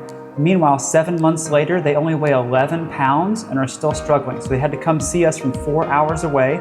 We quickly identified they had a pretty significant lip tie and also a to-the-tip tongue tie that they were not told about. And they were about to do a feeding tube on this baby because of their failure to thrive and not gaining weight. Meanwhile, to-the-tip tongue tie. It's like if someone tied their shoelaces together and they said, I don't know why you can't walk, here's a wheelchair, right? Just like take this wheelchair because your kid can't walk. No, untie the shoelaces. So we fixed it, and guess what? They're feeding better. We've had tons of babies this week even, and last week that had to-the-tip tongue ties. They were told they're mild, they'll stretch out. they'll go away, they won't cause problems. All those things are not true. So if your baby has a to-the-tip tongue tie or close to it, that is not mild, it's severe, it's significant. You need to get a second opinion by someone who knows what they're talking about with lip and tongue tie. There we go. I was like, I could spend all this time doing an article, or I could just put it on Instagram, and then people will watch it, and we'll get way more. Because if you write an article, maybe 1,000 people read it, 20,000 people saw that reel. If I was Dr. Eric with 180,000 followers, we get more, but sorry, buddy. Follow Dr. Eric Pediatra. It's all in Spanish, but it's good. All right, buccal ties, we talked about this already. No charge, don't charge for buccal ties. Like minimal risk, possible benefit, downplay it, because there's no like good evidence on it. Like I wrote the article and I'm telling you there's not good evidence on it. It was a survey.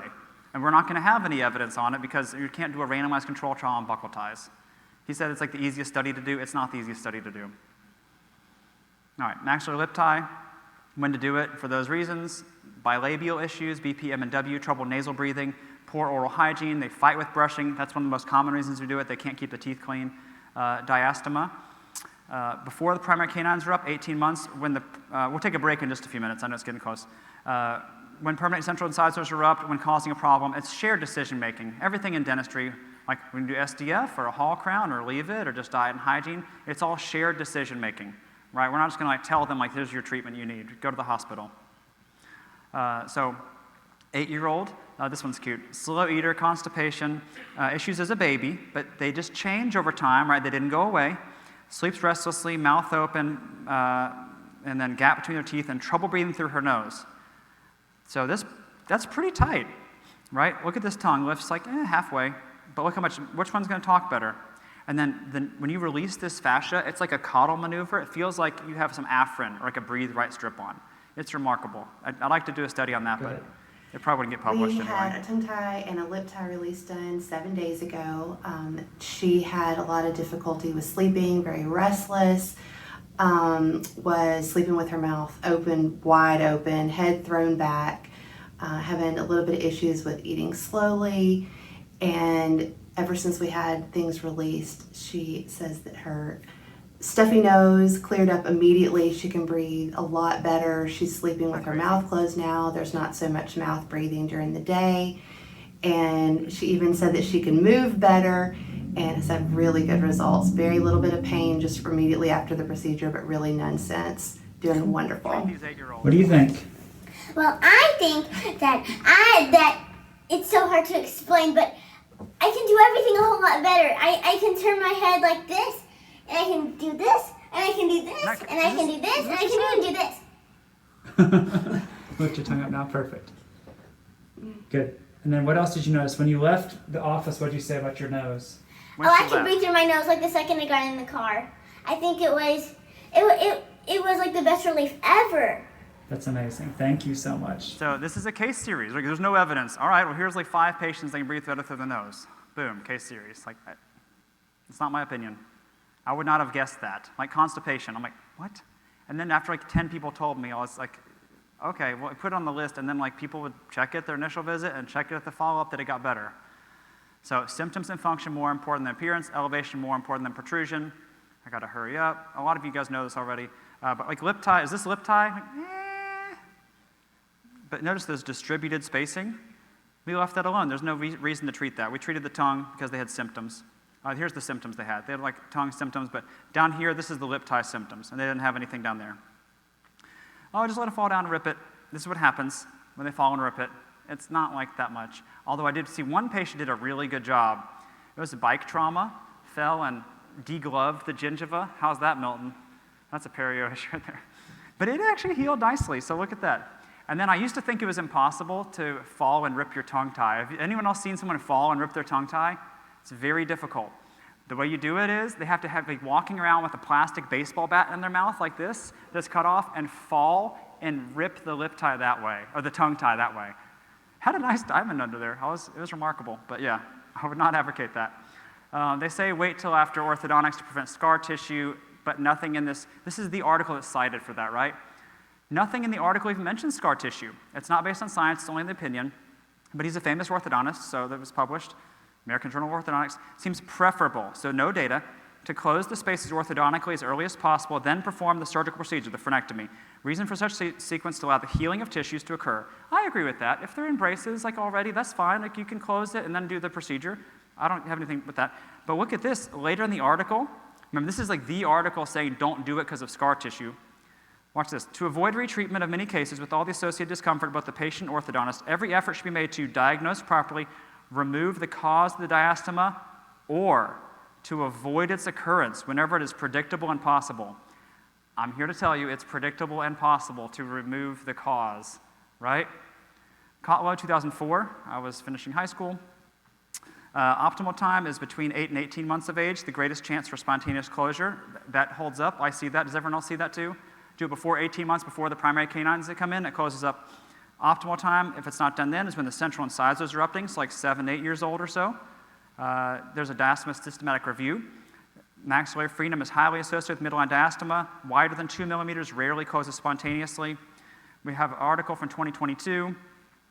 Basically, we had 200 patients, 109, we got them to follow up. We got pictures, and so we were to use our x-ray software to measure before and afterward. You can standardize it based on the width of a central incisor. Half with CO2, half with diode, 13 had permanent teeth, 96 with primary teeth. Published in International Orthodontics. That's the European Orthodontic Society's journal. Look at this. So this one's with diode. Look how thick that is. This is the diode lasers. That's what it looks like afterward. It's still healed very nicely, but you really have to get this tissue right here or else it doesn't close up as often. Even in babies, make sure to get this tissue in babies so they don't get a gap later. And then look at that. It's like that's nice healing. That's probably like 1 year later, and that's probably 2 years later. Here's another one with CO2 laser. This is the light scalpel. See, it looks cleaner. It's much quicker, and then it closed up. No braces. Here's the article. It was the most downloaded article for the last 2 years in this journal. People they do want this information, but here's a bunch more cases. It closes up like almost always. So the study, as Gahary correctly showed, does not cause scar tissue, right? It's like if you say like all swans are white and then I find a black swan, well then like I've negated your hypothesis. So it does not cause scar tissue, so it's safe to do, but to say it closes up, we'd have to have like a prospective randomized control trial. But like this is the next best thing. And I'm not doing that, so I don't have time for that. Look at this, no need for braces here. Saved him $6,000. They're still kind of narrow, but that's okay. This one was done in March of 2016. This is right after diode laser. September of 2016. Is there scar tissue there? The scar tissue, it didn't close. And then 2023, 7-year follow-up. It looks pretty good to me. That's a lot better than this picture. Not just tongue tie. So often we lecture together. Zoggy will go first. Might say he red pills them already. So tongue tie, this lecture. But there's also tongue tone, so myofunctional exercises, like the resting posture. And then tongue space. You have to have enough room for the tongue. Otherwise, it falls back and chokes you there. So maxillary mandibular expansion, or uprighting if you want to be technical, in the mandible because there's no suture to expand. And also, it's not just tongue lip tie. There's tongue space and airway volume. Retain primitive reflexes. Jenna's in the room, I think, somewhere. I heard about this from Jenna and Phoenix. Quality sleep. Screen time. Like the average screen time for kids is like 5 or 7 hours. There's something unbelievable. Like, is that even possible? I think it's 7 hours. Average screen time for a child. It's like, that's not possible. Exercise. If our girls are getting antsy, like my wife will make them go run the hill. They're on a cross-country team. Like, don't call it Child Protective Services. And we live across the street from a track, so they'll go run the track. They like it though, but they feel better. Like, I need to run. So if it's cold, they'll run on the treadmill. Like, they love it. But eating healthy, chiropractic body work, outdoor play. We were grounding this morning outside on the sand, cold plunge after doing the Peloton. So like, just it takes the whole picture to get to thriving families, right? So if you just fix their tongue tie, like that's not going to fix like drinking Mountain Dew and eating Cheetos all day, and like on Cocoa Melon for 4 hours a day. Like they're still going to have issues, right? The palate's for the nasal cavity, so the wider palate, increased airflow. It's to the 4th power, Poiseuille's law. Those people are going to have issues. On the left, these people are going to breathe better. You can see the low tongue posture, deviated septum, inferior turbinate hypertrophy, all kinds of issues. But look where the tongue is in all these CTs. If they have a midline defect, extra level suspicion for tongue tie. So here's the one from yesterday that I talked about. AHI was 70 in a baby. That's high. That's severe sleep apnea. G-tube, they had a jaw distraction, level 2 palate. They have all these issues. They came to see us for a tongue tie. Please fix his tongue tie. Oh, Piero band sequence. Sorry. Look at this though. The lip is actually not bad. Like that's fine. That's probably fine. But look at his tongue. The tongue is restricted. Do y'all see that? It's very restricted. Where's it going to go? Like there's nowhere for it to suction cup up. It's going to fall back in the airway. It's going to make their problem worse. Even though he had a jaw distraction already, the palate's not fixed. I said, if the palate is totally fixed, maybe. I said, just like have them do it at the hospital. Like I value my dental license. I don't want to have any issues. Here's the infant symptom sheet. You guys have seen this before. Cotlow created the initial version of it. I changed it a little bit. So these are more tongue tie issues. These are more lip tie issues. It's not perfect, but in general, the seal issues are like buccal tie issues, lip tie. Down here, these are mom's issues. Check how mom's doing mentally, emotionally. 7 out of 10 pain. If it's high pain, what is it most likely? A less obvious tongue tie. So what happens to these babies? They have colic, they're given gripe water. They have reflux, they're given Zantac. Oh, sorry, Zantac causes cancer. Let's do Pepcid instead. And then, oh, that's not working, here's some Nexium. They're gassy, here's, that didn't work. It's a bad arrow. All right, they're gassy, here's some gas drops, right? It hurts if there's a nipple shield, it really hurts, here's a bottle. What have you done? A family pack of Band-Aids. Instead of what's the root cause? Not always, but often a lip or tongue tie. Child symptom sheet, you've seen this a bunch already. If they're over 12 months, adult symptom sheet, if they're teenagers or up. It talks about kissing on there, so like, don't do it to the teenagers, like 18 and up maybe. Yeah, sometimes if the teenager like on the fence, I'm like, you want to kiss your wife better one day. I don't say girlfriend, but anyway. So screening tool, we talked about this already. Here's an opera singer we saw. I was going too slow, so I'm going a little bit faster now, sorry. Here's an opera singer we saw. They had a lot of issues and issues with singing. We've done several opera singers now. Her tongue doesn't look that bad, but if that's your instrument, that's important, right? If you hold down the floor of the mouth, look at her true mobility. That's very restricted. Here's afterward, and there's some sutures. So we do suture, adults, teens, kids if they're asleep. Singing better, singing is easier, less moving at night, ah is easier. Less neck tension, posture's improved. TRQ, we talked about that. Someone said, like, just make it easy. Here we go, easy. Symptoms and appearance, right? Okay, so if it's obvious, like to the tip, and they have loss of symptoms, that's a slam dunk. Like, you're gonna get something. They're gonna be happy afterward, even with the terrible stretches, right? Also, if it's obvious, like to the tip, and there's a few symptoms, right? That's also worth treating. That's low-hanging fruit, our poor peach tree. There's a moth called a peach tree borer that I didn't know existed, and it bored into our peach tree and destroyed it from the inside out. Not terrible. All right. Also, if it's minimal, just a little bit tight, a little bit restricted, and lots of symptoms, this one's the one that tricks people up. They're like, oh, there's not that much there. Just do it anyway, right? Treat it anyway, and they'll likely have a lot of improvements. The only time you're really waiting is like, just a little bit there, and there's just a few symptoms. Here's one. Would you say that's a tongue tie? If I saw this patient on hygiene, I would never have said that's a tongue tie. But they came to see us, packing food, spitting out food, sleeps in weird positions, trouble with their top teeth. So we did the lip. I'm like, Mom, if you're doing the lip and you're doing the stretches for the lip anyway, might as well do the tongue. No, we didn't do the tongue on that one. I don't even know. Sorry, go back. So, okay, this one's not that bad. So we didn't treat that one. If they had like 20 check marks, I would have treated that one. So they haven't done it yet, but we're just going to do the lip on them. Got it? So this is one we did not treat the tongue on because it's minimal and like minimal symptoms. It's like, But if they had like terrible speech and terrible eating and terrible sleeping, then I would treat that tongue if they had like 25 check marks. Got it? All right, 2-year-old, here's another one. They came to see us for cheek tie releases. The cheeks are pretty tight. The tongue is tight. So if you're gonna do one in this child, you're gonna do the tongue. But look at their symptoms. Grinding teeth sometimes, and they got a gap. It's like a 1/4 millimeter gap. I'm not going to treat it for that. That's going to close up on its own, right? That's not a reason to do it. So the lip is fine. The cheeks are tight. I wrote the article on cheek ties. I acknowledge their existence. But I'm not going to do that on a 2-year-old because what symptoms am I going to improve? There's like maybe some fascial tension, but like that's not even their chief complaint. But they were referred to us for cheek tie release. If you're going to do anything in this child, it'd be the tongue, but there's no speech, eating, sleeping issues, so what we're going to do, we're going to wait. We're not going to treat it right then. So we don't just laser thing.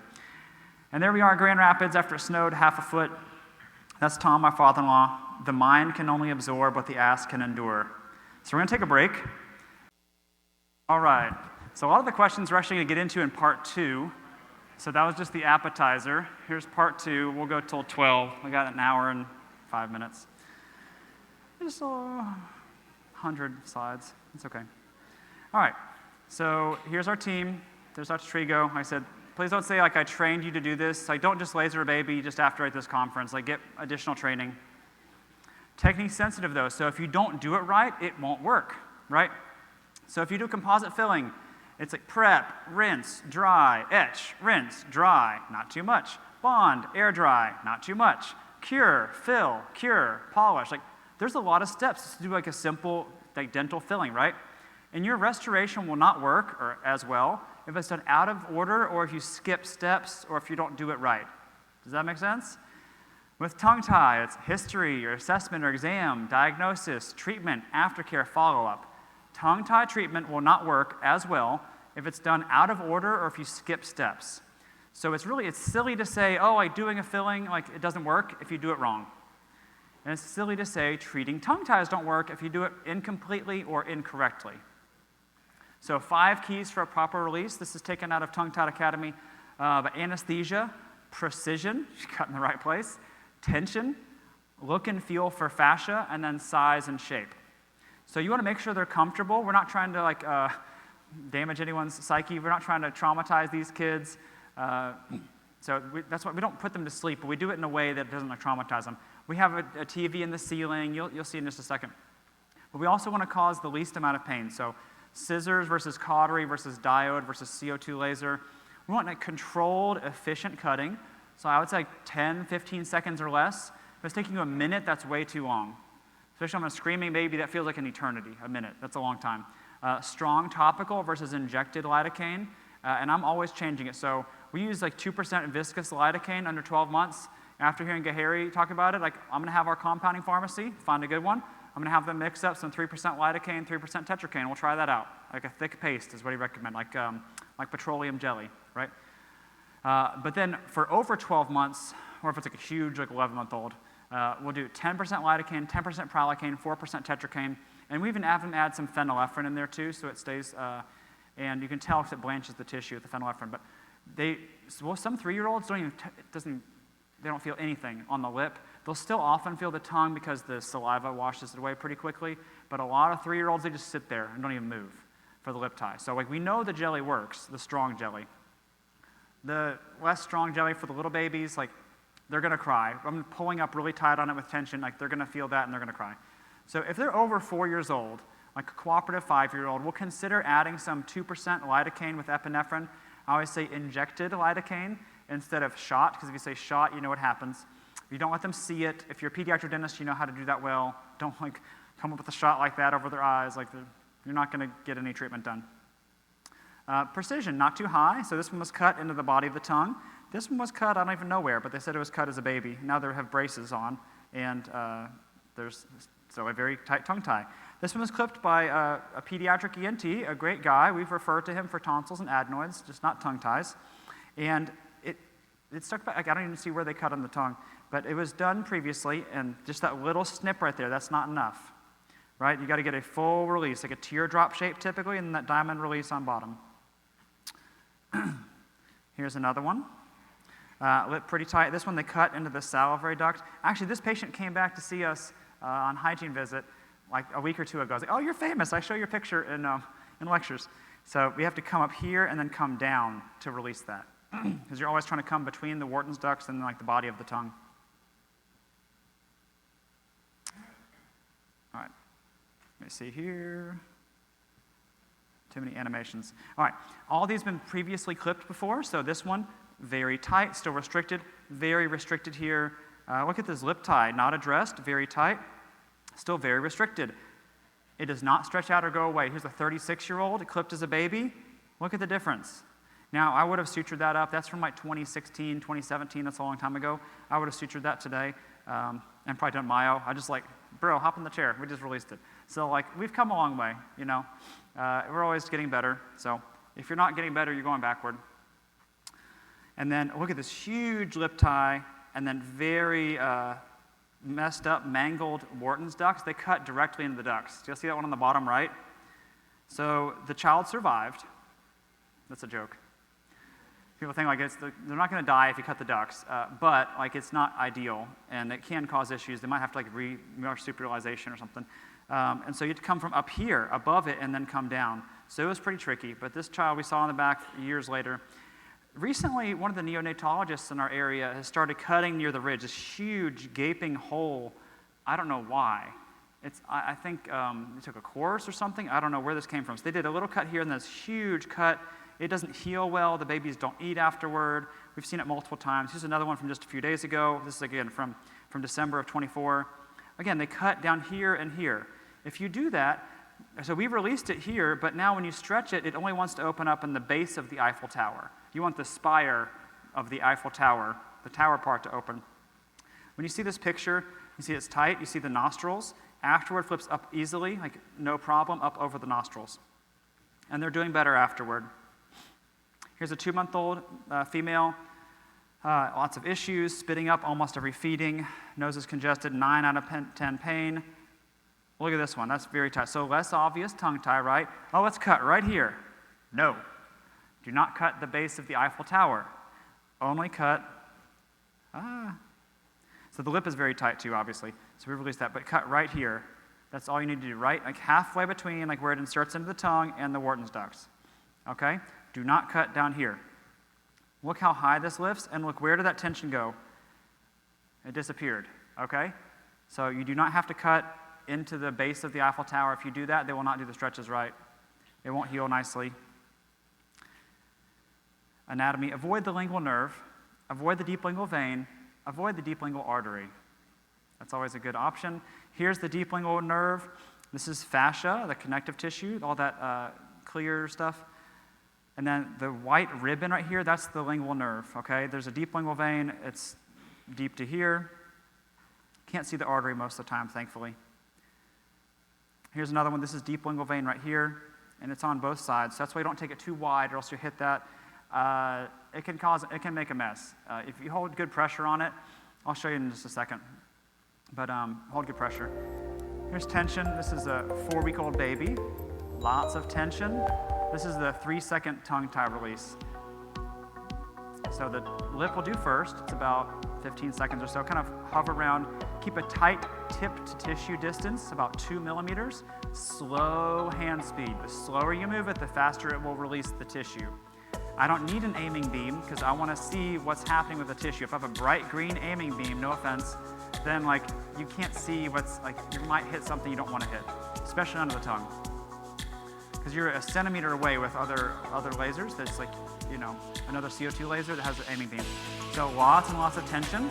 Pull it up really tight, and then it's literally 3 seconds right in the middle. Just horizontal passes, you get that diamond shape to open up. We're not taking muscle, just exposing it. It's the genioglossus, and that's it. And the baby ate better. Okay? Here's another one. So lots of tension on the lip, start low, you get all the way down, or else they could have a gap later on. It's still possible to have a gap, but it's less likely. It's like, you know, their speech can be perfect. I don't know, like it's less likely. If they have more mobility of their tongue, more likely to have good speech, eating, sleeping, but never guarantee it. Or they will come back to you and say, you promised my kid's not gonna have speech issues. All right, so sometimes you get a little bit of bleeding if you linger too long you hit the periosteum on the lip. Just dab it off. That one's going to stop on its own. You can defocus a little bit, so scoot back and try to get it to stop a little bit, but that's not a concern. Just let it go. It'll stop in a few minutes. Under the tongue, lift up all the way, lots of tension. So the assistant's holding the chin down. That's important. Otherwise, they'll try to bite you. So if you can't figure out why you can't do it, hold the chin down. If they're 6 months, though, and very strong, put a molt mouth prop in there. They don't have to have teeth to use a molt mouth prop. Some of these 7-month-olds, they're like very strong. Put a molt mouth prop in, and then now you can, you're not fighting that to get the tongue released. I used to think like, oh, they have to have teeth to use it, but you can use it on the gums. Here's a 2-week-old male, lots of symptoms, 7 out of 10 pain. Oh, it's to the tip. So occasionally you see ones that are to the tip have a lot of pain like that. They got better. Here's that video. to circle around. Lots of tension. Move a little slower probably. That's a little bit fast. This one's a few years old. And then you don't need to go like really wide. You're not trying to do a vestibuloplasty here. Just like release the tissue. It should be like a teardrop shape. Look how tight that was though. Mom and dad are both physicians, very nice people. But like my kid's tongue is to the tip. And so you can get a little bit of that tissue there. You're not gonna get much functional benefit from that, but just like a cosmetic benefit. And then that little piece that's on the ridge will get just that little bit, but not go down into the base of the Eiffel Tower. Got it? Okay, there we go. It's very quick and easy. 2-month-old male, this is the very next patient after that one. This always makes me sad. It's difficult to bottle feed, so are you presently breastfeeding? Yes. No, they stopped. How long since you stopped? A month and a half. So they tried for a couple weeks. It was painful, it was not working, the baby wasn't gaining weight, it wasn't transferring well. They have all these symptoms, short sleeping, colic, reflux, gassy. Switching to a bottle does not magically solve the problem. They still had issues, they still had to come see us. If it was identified sooner, do you think this one should have been identified at the hospital or within the first 2 weeks when mom was still trying to breastfeed? I think so. I mean, that's pretty obvious. Like, it's hard to justify how they could miss that one. A lot of these, though, I'm like, okay, I can see how they missed that. It's just a little bit there, but that's pretty tight to me. Afterward, much better. They gained 10 ounces in let's see here. No, this one's like almost a pound, so 14 ounces in a week. Less falling asleep, less reflux, less clicking, less hiccups, less gumming, sleeping longer, less snoring, less moving in sleep, so airway improvements. Here's the tongue. This is the video on that baby. I mean, it improves like almost always. It's high 90% chance. You never say 100. Say 100% it won't work, right? But like high 90% chance. Babies are obviously awake, just some numbing jelly, no injections. They always cry. I'm sure even with a stronger jelly, they're gonna cry. So I try to minimize the risk of methemoglobinemia. That's why we use like the 2% lidocaine, but. All right, so lifting up, lots of tension, right in the middle. See that little piece that's still sticking off the ridge there? So I'm gonna go back and get that in a second. So I'm gonna get that right here. You can't quite see it, so I'm just getting that little piece on the ridge. Otherwise, I just like flapping. There we go. All right, here's a 3-week-old, lots of symptoms, projectile every feeding, 3 weeks to regain birth weight. Ideally, it's like a week. Ideally, they should regain the birth weight at a week. They give them 2 weeks before they're concerned. 3 weeks is definitely a red flag if they're not back to birth weight. Pumping since the last 3 weeks, 9 out of 10 pain, worst thing ever. People say it's worse than unmedicated labor. I've never experienced that, but like that's bad, it sounds like. And then every time they nurse, they're like, I'd rather be in labor. The worst case of mastitis urgent care has ever seen, postpartum depression. I can see how this one was missed. Like, there's nothing there. For whatever reason, for this child, they've done body work too. For whatever reason, for this child, even that amount is too tight. I don't know why, I don't know how. We could just treat the lip tie, but again, if you're putting them through the procedure for the lip tie, they have lots of tongue symptoms, like the lip's not gonna cause hiccups. The lip's not gonna cause the gumming or chewing. The lip's not gonna affect the pacifier as much. Maybe nasal breathing, but like a lot of this stuff, these are more tongue issues. But reflux, spitting up, gassy, milk leaking out of the mouth, those are more lip symptoms. So we treated both, and magically they got better. 6 days later, now they're up like 11.5 ounces, was projectile feeding before, 8 times a day. Now they've only spit up 4 times in the last 6 days. Much better, fewer hiccups, better weight gain, less reflux, 9 out of 10 pain. I'm not making these up, these are real people. Now it's a 1. It was barely there. For that baby, for whatever reason, it was too tight. Better milk supply. So, where do you start? Make it really simple. Ready? Start here. Start here. Not here. Not here. Definitely not down here.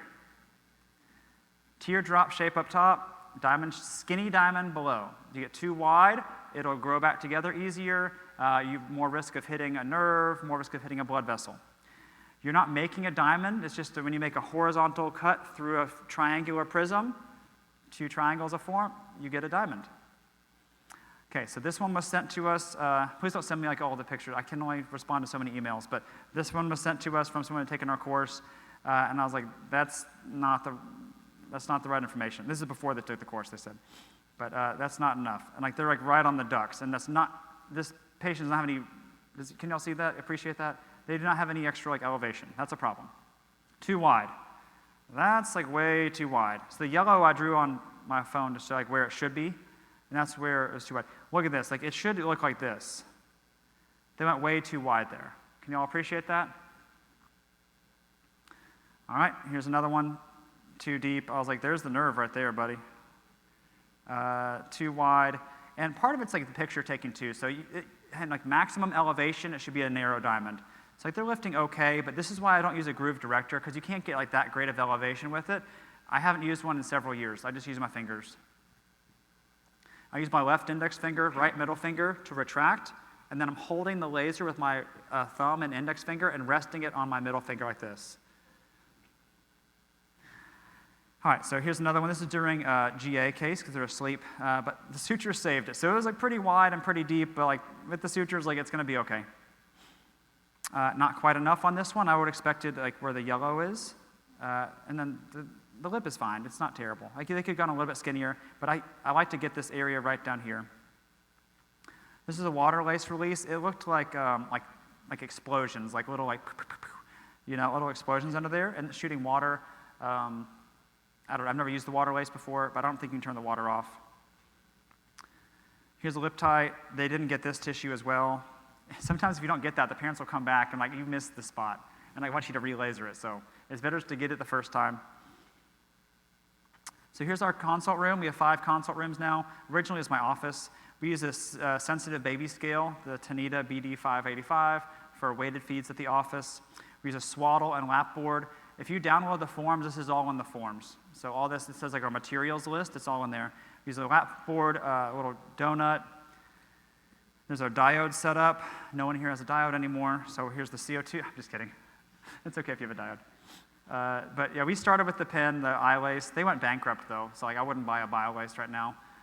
They literally went bankrupt. But I would inject because it was so painful, right? I was like, this is taking forever, and I can tell they're hurting. Like, I'm just going to inject some lidocaine. So they're screaming, but I know they're not in pain. So if you have a diode, I would consider that. I'd almost rather do scissors at this point, like for a tongue, like hemostat and scissors. So I did that in Nepal because they didn't bring my laser, and I would do that. 3.5-inch molt mouth prop, and this is called a plamp. So if now you don't need one assistant. Ta-da! You can hold on to the side, and then you can have one assistant instead of one to suction and one to hold the head. Now you just have one holding the head. During procedure, we used to have 2. Like that. Hold from the front, it works better. If they hold from the back, then the doctor has to like worm their arm through the other arm of the assistant, and it's a little too close, so I like this better. Diode lasers, it's a hot tip, 700 to 1,000 degrees Celsius. It's white hot, and it literally burns the crap out of the tissue. CO2 you can cut from a distance because it's actually using the laser as a laser. Here's the diode maxillary frenectomy. We don't have time for this because it's so slow, but you can see like it's like cut, cut, cut. This is lots of tension. Cut. Like just like, please cut. Now this child is cooperative.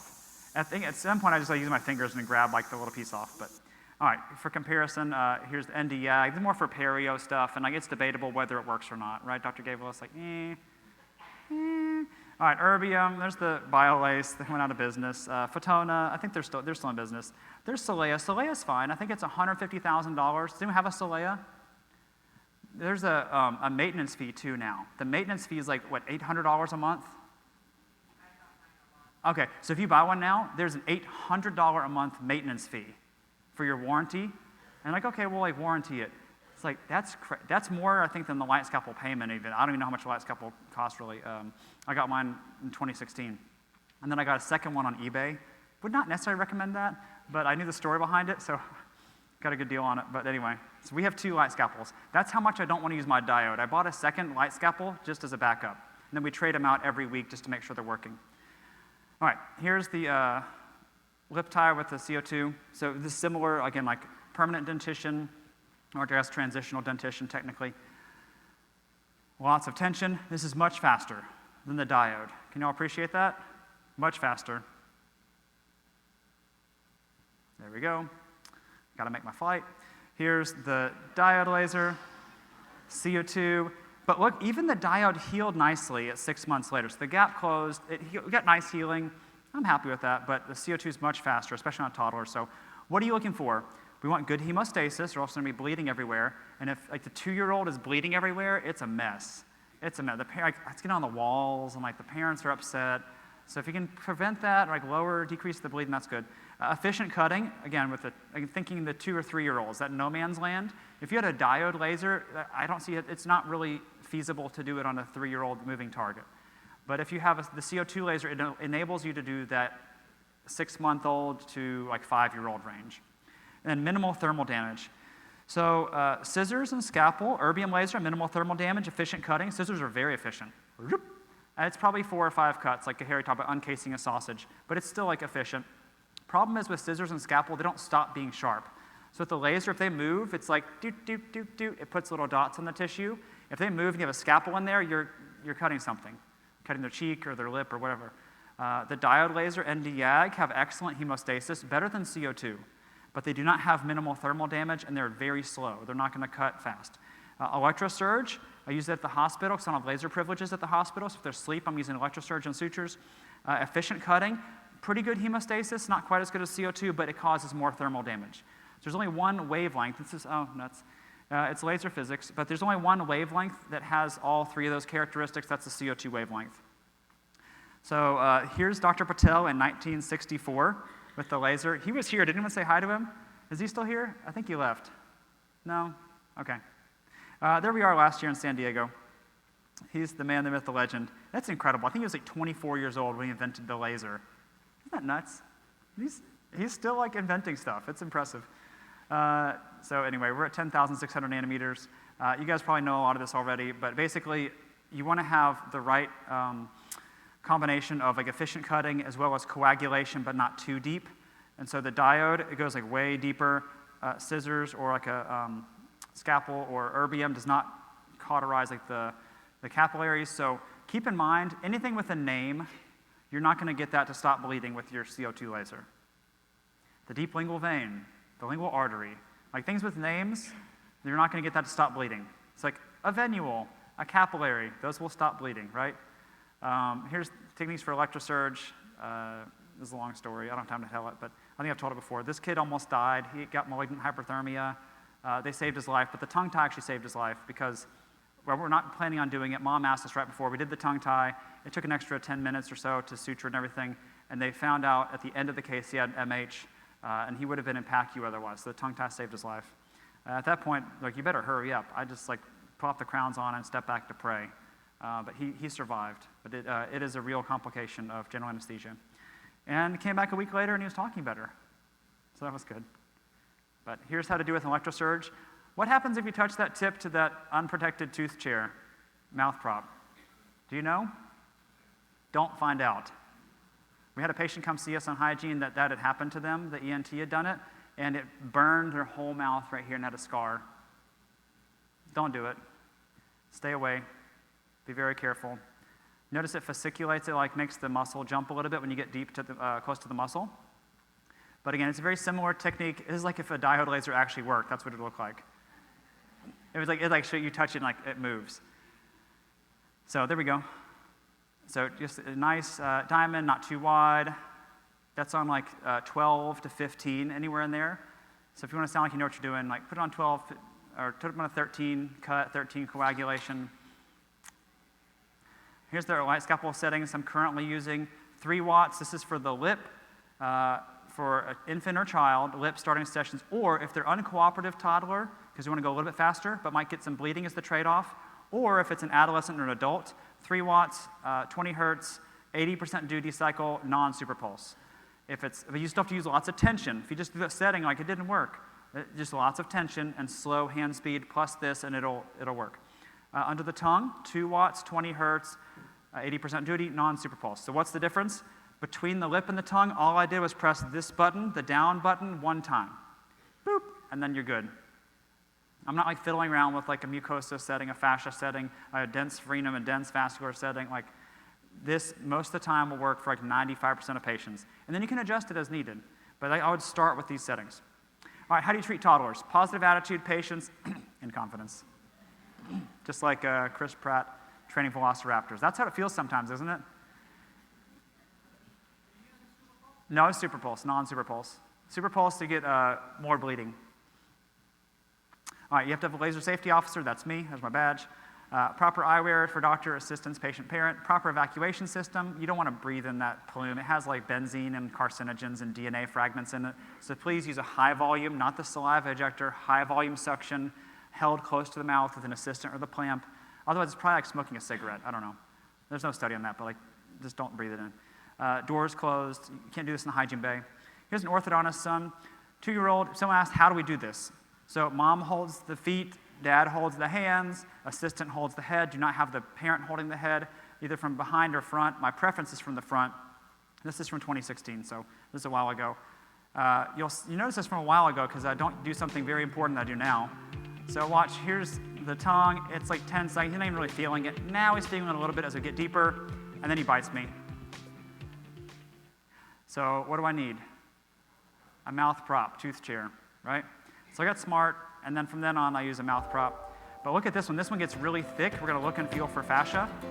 A lot of places would stop right there, like for like a snip.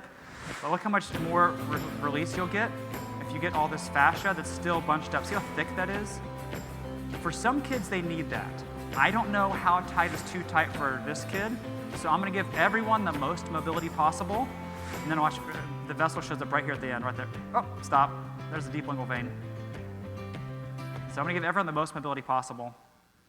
Here's another one. Very thick. Very thick. This one had a little bit of muscle in it. I need some more tension there, so it keeps slipping. Again, they're awake, but it's like 10, 15 seconds. Has anyone ever seen them like put a kid to sleep at the hospital? It takes about 30 seconds. They're screaming. They think they're going to die from the sevoflurane. Like it's still traumatic putting them to sleep at the hospital. Just the parents aren't watching it. So it's not like without its, and then there's risks. Like again, our patient almost died. It's like, it's not like, oh, just put them to sleep, no big deal. I mean, hopefully.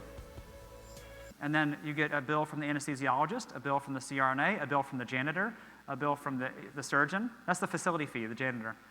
You get all those bills, right? All right, so here's the patient with CP. I showed you her case study earlier. Some people wanted like a zoomed out picture. Here's like exactly how we do it. So grandma's gonna hold the feet, mom's gonna hold the hands. We gave her a stuffed animal. We have a TV in the ceiling playing Frozen or something. Hair's going everywhere. Good job, baby. All right, we're gonna stabilize the head. We got our suction on with our clamp. Is this helpful? Okay. I love Olaf. So I'm lifting up, and I'm going to show the inside because I want you to see how we do it. But she's going to cry. I know. We use a strong numbing jelly. That's about how it goes. So they cry. I left the sound on. I don't want them to get a false impression. Sometimes they don't cry with the strong jelly, but often they cry.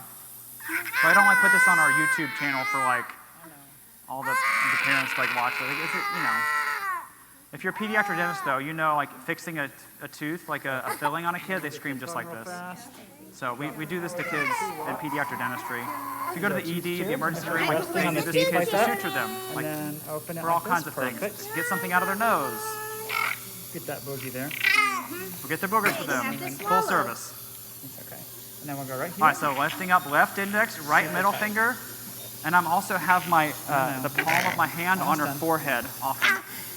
For extra stabilization. And it's about 10 seconds, and then she'll sit up, and they calm down almost immediately afterward. We'll give them a popsicle. They go play in the playground. We have a playground outside. We try to make it, and that's it. Now we're going to get pictures, and then I'll show mom the stretches right here. For the babies, we'll show them stretches afterward. So here, I'm going to get the picture, get a finger rest. There we go, get the picture. For people getting started, the pictures are the hardest part sometimes. Pictures are harder than the procedure. So I'm showing them how to do the stretches now. Just hold it, lift it all the way up. Okay? And then here's the lip. And then let's get a picture, wipe off the lip. We're going to get a picture.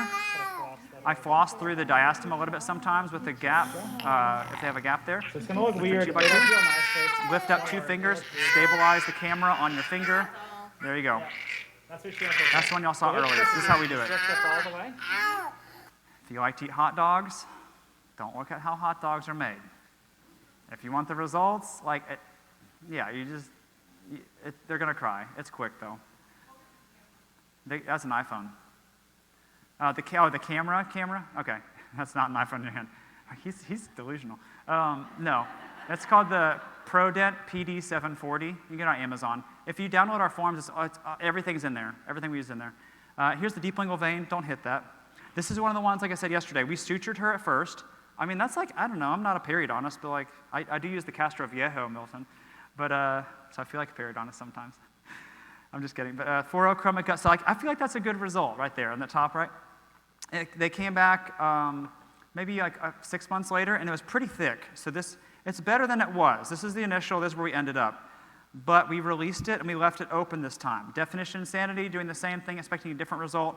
We left it open, and then came back a week later, said, I did like that a lot more. That's what she told us. So I just listen to the parents and then tell you what they say. You can make your own decision on that. Possible complications, bleeding, best defense, a good offense, stay midline. If you see a little bit of bleeding from like the deep lingual vein from the sides, do not try to ablate more with your laser. You're not going to get that to stop. You're going to poke more holes in it, and what's it going to do more? It's going to bleed more. Hold direct, firm gauze pressure, 10, 15 minutes. If it's a baby, sit them up. That'll decrease the blood pressure of that area. Hold it. If you think, this is bleeding a lot, I better call Dr. Baxter, don't call me, call 911. Someone did that, and I was home with my family, and I was like, oh my gosh. And then stressed out, and then it was like 30 minutes later, they called, I was like, the baby's still bleeding. I'm like, how much blood did this baby have? Like, you know.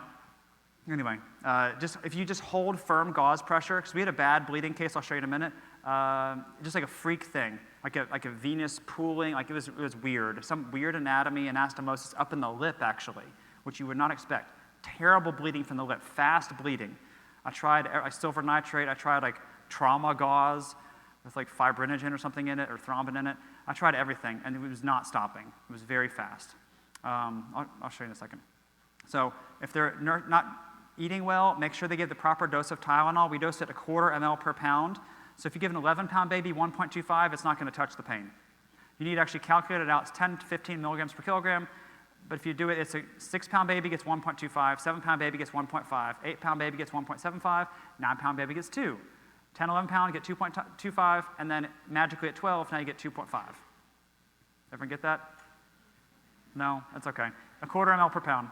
Don't cut too deep. Proper tool and body work. If they have that, they'll eat better. If they don't have body work before, they will eat worse. Have the parents practice stretches in the office before leaving. Follow up at 7 to 10 days. Most need a deeper stretch. Keep the diamond narrow. Don't cut muscle. You get more complications the deeper you go. Do y'all see this? This one has muscle. That's definitely 100% guarantee there's muscle under there. That's why it's so thick like that, like a tented appearance. Have y'all seen that before? And then you have to go through the muscle, and then you get the tongue all the way up. Here's another one. Nothing like interesting here. It looks like a normal presentation, but look at this. Some like bulbous veins under there. That's, be careful. But if I used to cut that with scissors, I could have easily cut into those. With the CO2 laser, you're doing an in vivo dissection. Just like, just disappears. All right, this one had muscle in it, so I got a video. So we predicted there was muscle, and then there it is. So that's extra ectopic genioglossus muscle. Look, the tongue still doesn't lift very high. They're obviously awake. The tongue does not lift up very high, so I'm going to lift up all the way, lots of tension, get a little bit more. And then what you'll see is, as we get a little bit lower, you'll get fascia again. So there's like another layer of fascia in just a second. So see, it's kind of pearly, opalescent. That's some more fascia under there. Now the tongue's getting a little bit higher. I'm taking a little bit more. I don't want to get too much, though, because I know it's going to be sore. But notice there's extra fascia under there now, and the tongue lifts much higher. That's where you want to stop. Skinny diamond. That's your goal. This one had a vessel running horizontally through the release area. I'm glad I had the CO2 laser because I could see that and stop. Bleeding, here's the one. So NG tube, all these things. Oh, sorry, this is one for the tongue. One lecturer at a previous ALSC, they're not here this year, but he recommended using like 6 watts under the tongue on babies, but just turning your duty cycle down. But now every pulse is doing 6 watts. It's going to go way deeper. So Gail, she doesn't work for Lightscope anymore. I was like, I'll try it and see what happens. I want you all to try it. And not, so I'll trial and error. I tried it. This is what happened. I was like, shoot. Lots of bleeding. I was like, maybe that was a fluke. I did it again, 6 watts, with like a 20% duty cycle, so it's still like a 1.2 average watts. Again, like terrible bleeding. It's like, do not, anything like higher than 3 watts under the tongue, even if you turn the duty cycle down, that's not going to fix every pulse going 6 watts deep. Lip tap bleeding. This one I told you about, this is just recently, a couple months ago. Nothing in this presentation abnormal, tons of bleeding up here. And then like, this is all coming from the tongue's not bleeding at all. This is all coming from the lip. It's like pouring out. So I was like, all right, what do I do? So I go ahead and did I always do the lip first. So I would do the tongue, and then I'm like holding gauze. My poor assistant, and this patient is like 19 months old. So it's hard to hold a 19-month-old that's screaming and mad.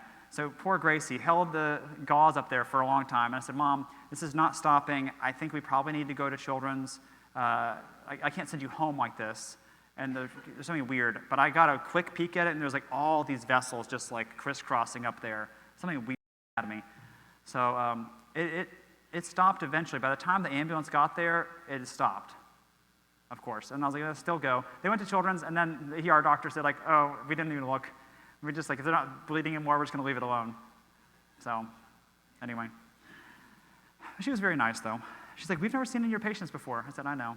Thank you.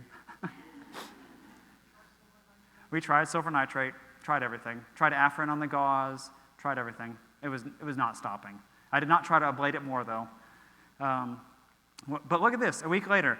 Talking better, less moving around. This is funny. You ready for this one? Looking back, if you had to do it all over again, would you? They still said yes. Even with all that, they still said they'd do it again. Not even a maybe. Like, I was like, okay, that's funny. You could do it wrong with the laser. That's why I say don't just go from this lecture and do it. This is silver nitrate. That's a lot of silver nitrate. I'll show you how much to use. Significant post-op pain, nursing strike, and of course, post on Facebook for everyone to see. This is from our live course. Sometimes we'll do the doctors if they've been doing myo and they want to get theirs done at the end of the day, we'll do it for them. So this one, first video, let me turn down just a touch. So this is obviously an adult. This is a dentist doing her tongue. Is she here today or no?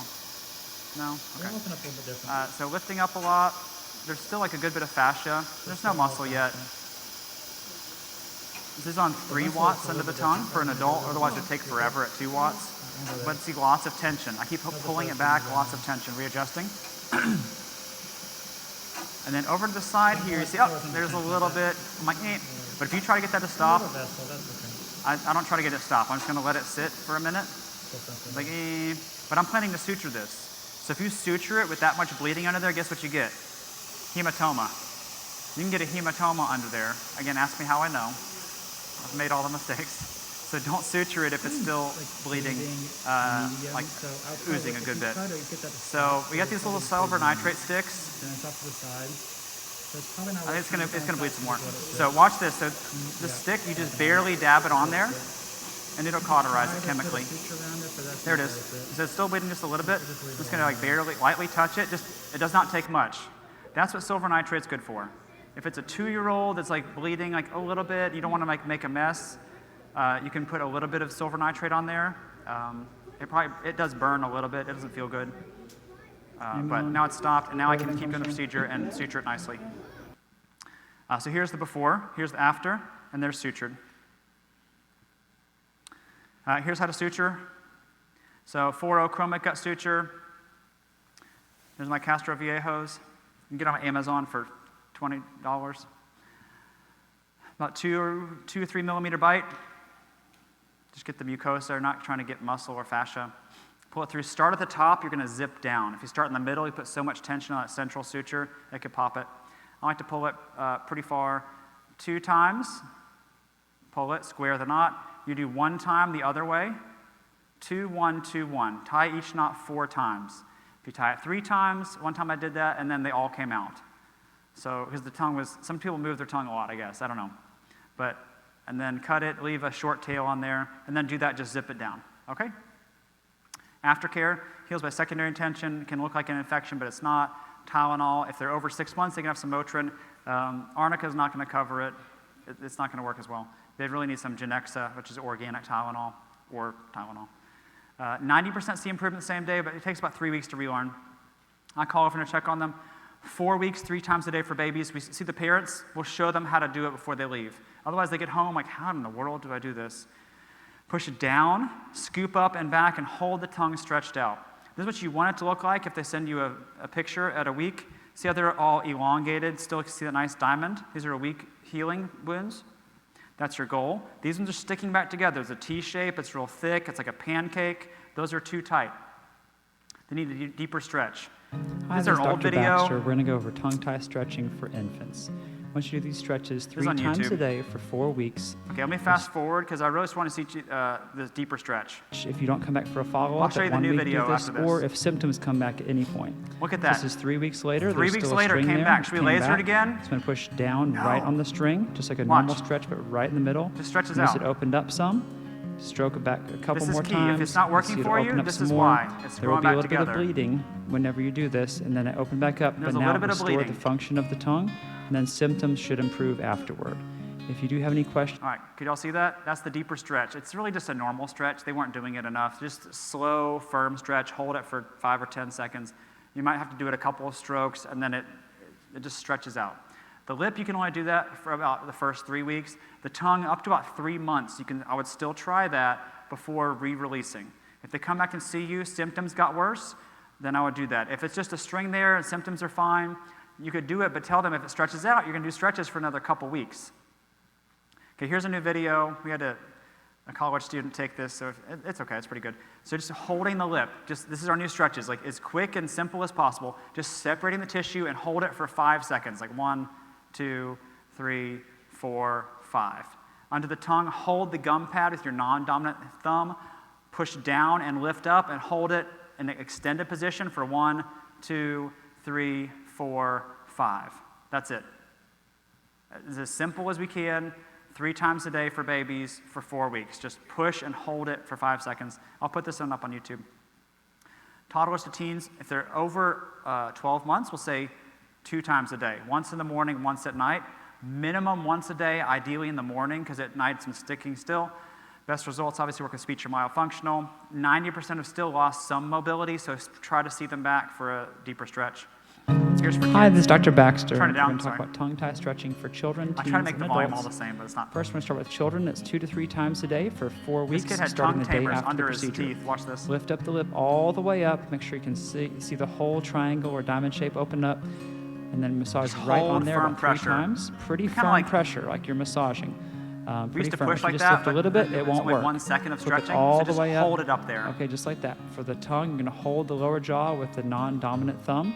Use All your the way index up. finger to push straight down in the floor of the mouth, then back all the way. This one was really tight. If you That's don't why lift it's it so all the wide. way up, it will stick back together. If you don't use enough pressure, it will stick back together. Hold it like that, And that 5 one was seconds. just done, so that's why it looked like that. But normally, Now you here's the have a deeper white, stretch in yellow the skin. child. Again, this is Deeper critical stretch, if you're going to do one this time at age. the 1 week mark, or if It's gonna symptoms stick come back together a little bit. Notice See right there's a here? T shape on there, like See a the T shape? horizontal Watch line. this. That's where it's sticking back together. Push straight down, Stretches pretty out. good pressure, and it just opens right back up. No. There will be a We little tried bit of numbing, bleeding, they still however, cry. so keep that in mind. If you do need to use a tooth chair on maybe if a it was a 2-year-old better or way, I 3-year-old, promise we would do just that. have them rest their teeth on there. We've tried and numbing, then we you'll tried notice this injecting one is sticking lidocaine, back they together still a little feel bit. it. There's a horizontal Look at line this one. again. That stuck So back we pretty push good. straight down, and it will just pop back open because it's healed on top but not below. So push straight down, and then it's just open back up. open. So it's better to do that than having to laser it again. It's better We to do don't that wanna than laser lasering it if you again. don't have to. And so for All right. teens and adults, We'll skip that. Follow up all patients, either in person versus email. Do not do Zoom. Just have them, like, you can't see anything. Just have them take a picture with a flash on, with the lip and the tongue elevated. Take a picture of the symptom sheet. We email it to them. They can fill it out, take a picture, send it back to us. Tell them like a gentle but firm stretch. You have to warn them. So if you just go in there and like that, pop it back open, you get 1-star reviews. They'll be mad at you. It's like tell their pediatrician you're terrible. Okay, so it's all on how you present it. So hey mom, we're gonna do a gentle stretch. I'll do it like it's just like a normal stretch. I don't even say deeper stretch anymore. There might be some red stuff. There might be a little bit of bleeding, possibly. Pediatric dentists all use like euphemisms. All right, make sure they've seen lactation. Make sure they've seen the speech therapist, the myo, the PT, the chiropractor. They're like, it didn't work. It's like, did you see the chiropractor? You're like, no. Like, well, like that's probably why, because the baby has their shoulders up by their ears and they're really tense and tight. Like they can't relax. They're running away from a bear. You shouldn't be studying, right? So see the chiropractor, the PT, they get better. And then obviously change your surgical technique. If you see something that's not working, change it. That's why I get them back for follow-up. This parent sent this picture a few weeks ago. I'm like, Anna, send that to me. I'm putting that presentation. This is not diagnostic. This is not helpful, right? So use a flash, lift it high. This is like what you want to see. Like these are good ones. Team approach. They've been hitting all weekend. Myofunctional therapy since 1918. Dr. Rogers, this is not a fad. Nasal breathing, lips together, tongue resting up, proper swallow. That's simplifying it, but that's the goals. How to get started, get trained. So like take our course. Again, we donate the money for it, not trying to make money on the course, but screen your existing patients. Start with an easy case during GA maybe, general anesthesia. Don't start with babies or toddlers. Cooperative patient first, maybe a school-age kid, maybe a lip tie first, typically fewer risks. Hopefully there's not a big anastomosis of veins up there. Don't do your team members or family members first. They know where to find you. They know where you sleep. Wait 50 cases minimum. Practice, see everyone back for follow-up, and then adjust your technique, stretches, etc. We used to say 4 to 6 times a day for stretches. And then we went down to 3, and we saw no difference in the healing. And then we changed it to holding it for 5 seconds. We saw improved healing. Fewer people need a deeper stretch now. Compassionate care, so let mom tell her story. Don't interrupt, empathize, gentle exam, gentle treatment, gentle follow-up. Consider offering a prayer. We offer to pray with all our patients beforehand. I know it's easier in Alabama than Seattle. We talked about that last night at dinner. I personally check on every patient on the way home. It takes about 10 minutes to call everyone most of the time. Some people want to tell you their life story again on the phone. The team answers emails, though, like over lunch. We'll answer the calls. They stagger lunches. People that have a job that can pay you, they call you at lunchtime. So answer the phone over lunchtime if you can. Try to run on time as much as possible. We have a 10 to 15-minute video. It's on our YouTube channel. Like and subscribe. I'm just kidding. But you can take that video, and if you're running behind, put it on for the next patient. I'm like, hey, in Arctic, put the video on, and then I go into Pacific, right? So that buys me 10, 15 minutes of time. Or if you're running ahead of schedule, do the consult, and then you can put it on the video afterward. Don't overschedule. We see like 10, like at most, if I'm not doing a sedation, 12 patients in a day. New patients, 5 or 6 follow-ups. If you do 30 in a day, that's really hard to do a good job at 30 in a day. At 10 a day is like a good pace. If I do more than that, I start getting ornery. I don't know. Take time off, exercise, meditate, pray, enjoy your life, get a hobby. Careful with billing to Medicaid, you'll be an outlier. Your goal is 100% compliance, so like there's OSHA, State Dental Practice Act, HIPAA, DEA, controlled substance, radiation, laser safety. In Texas, you have to have an inspection, right? People from Texas, there's like a laser inspection you have to have. Stark law, have you heard of that before? Anti-kickback law. If you refer someone from hygiene to your tongue tie center, and you don't give them a list of other people to see, you could be in violation of the Stark law, which is a federal law. You don't want to be in violation of federal law. Server backup, we had a catastrophic server loss, almost lost all of our patient charts, which would have been, at that point, it's like just close up shop, like because you don't know who's coming to see you, like it would be a mess. So we use Datto, it's $200 a month. It's well worth it because it's a backup in the office, it's a backup to the cloud every 5 minutes, and then if something were to happen to the server, it can become the server, you can still work and still write to it. And if you haven't had that happen, we had an online backup, it didn't work, like it was corrupted when we took 2 days to download it, it didn't work. And then we had a hard drive backup, it also failed. And Open Dental keeps a secret backup they don't tell you about if you have their e-services, like the texting. And so Open Dental saved us. It was crazy. Anyway, so just keep that in mind. You're supposed to do chart audits, self-auditing. Consider hiring a consultant. We use dental compliance specialists. I get no money if you use them. There's 2 people that do it. I like them better. Scheduling, ideally, like block off an hour of time, or like a half day, and then like a full day, like for tongue ties as time passes. Substitute an hour of op, if you're a dentist, for an hour of tongue tie. Babies in the office, about an hour and a half. That's time for nursing or bottle feeding. Follow-ups, we schedule them on the half hour, but it's only about 5 minutes of your time. Children and adults are in the office about an hour. This is consult, talking to them, consent, treatment, all the stuff. If they're having significant struggles, we fit them in like a dental emergency. Make sure you have enough rooms. We have 5 consult rooms, 1 treatment room. Sometimes I feel like we could use more, but pediatrician referrals. Used to be less than 1%. It was negative referrals, like don't go see that guy, he's a dentist. Now, like we had 37, maybe 40 pediatricians referred to us last year. So we are making progress, right? You can try a lunch and learn, it's not that effective. Instead, I would reach out to like the chiropractors, the speech therapists, lactation consultants, PTs, OTs, that community first. If you're feeling really brave, you can get a booth at the pediatrician conference, but just like make sure to wear your bulletproof vest, your body armor. I didn't get any tomatoes thrown at me, but like I would not do it again. We do send out letters for every patient though afterward. This is funny. The pediatricians to referrals, their EMR will send you a fax. So it says plan, like they have like a tongue tie or whatever. Referral, Dr. Baxter, Alabama tongue tie. What does it say in parentheses there?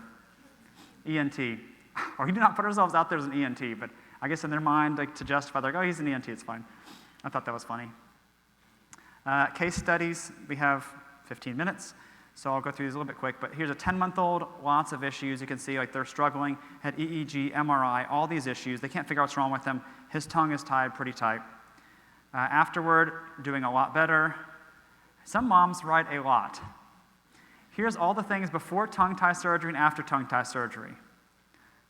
He sits in his car seat better now, like he's cooing more, calmer, fuller, like not fussy, smiling, takes naps. Hold on, there's more. Anyway, there's like 4 pages of notes she gave us. Here's a 7-month-old with a G-tube. Pediatrician said no tongue tie. 2 ENTs said no tongue tie.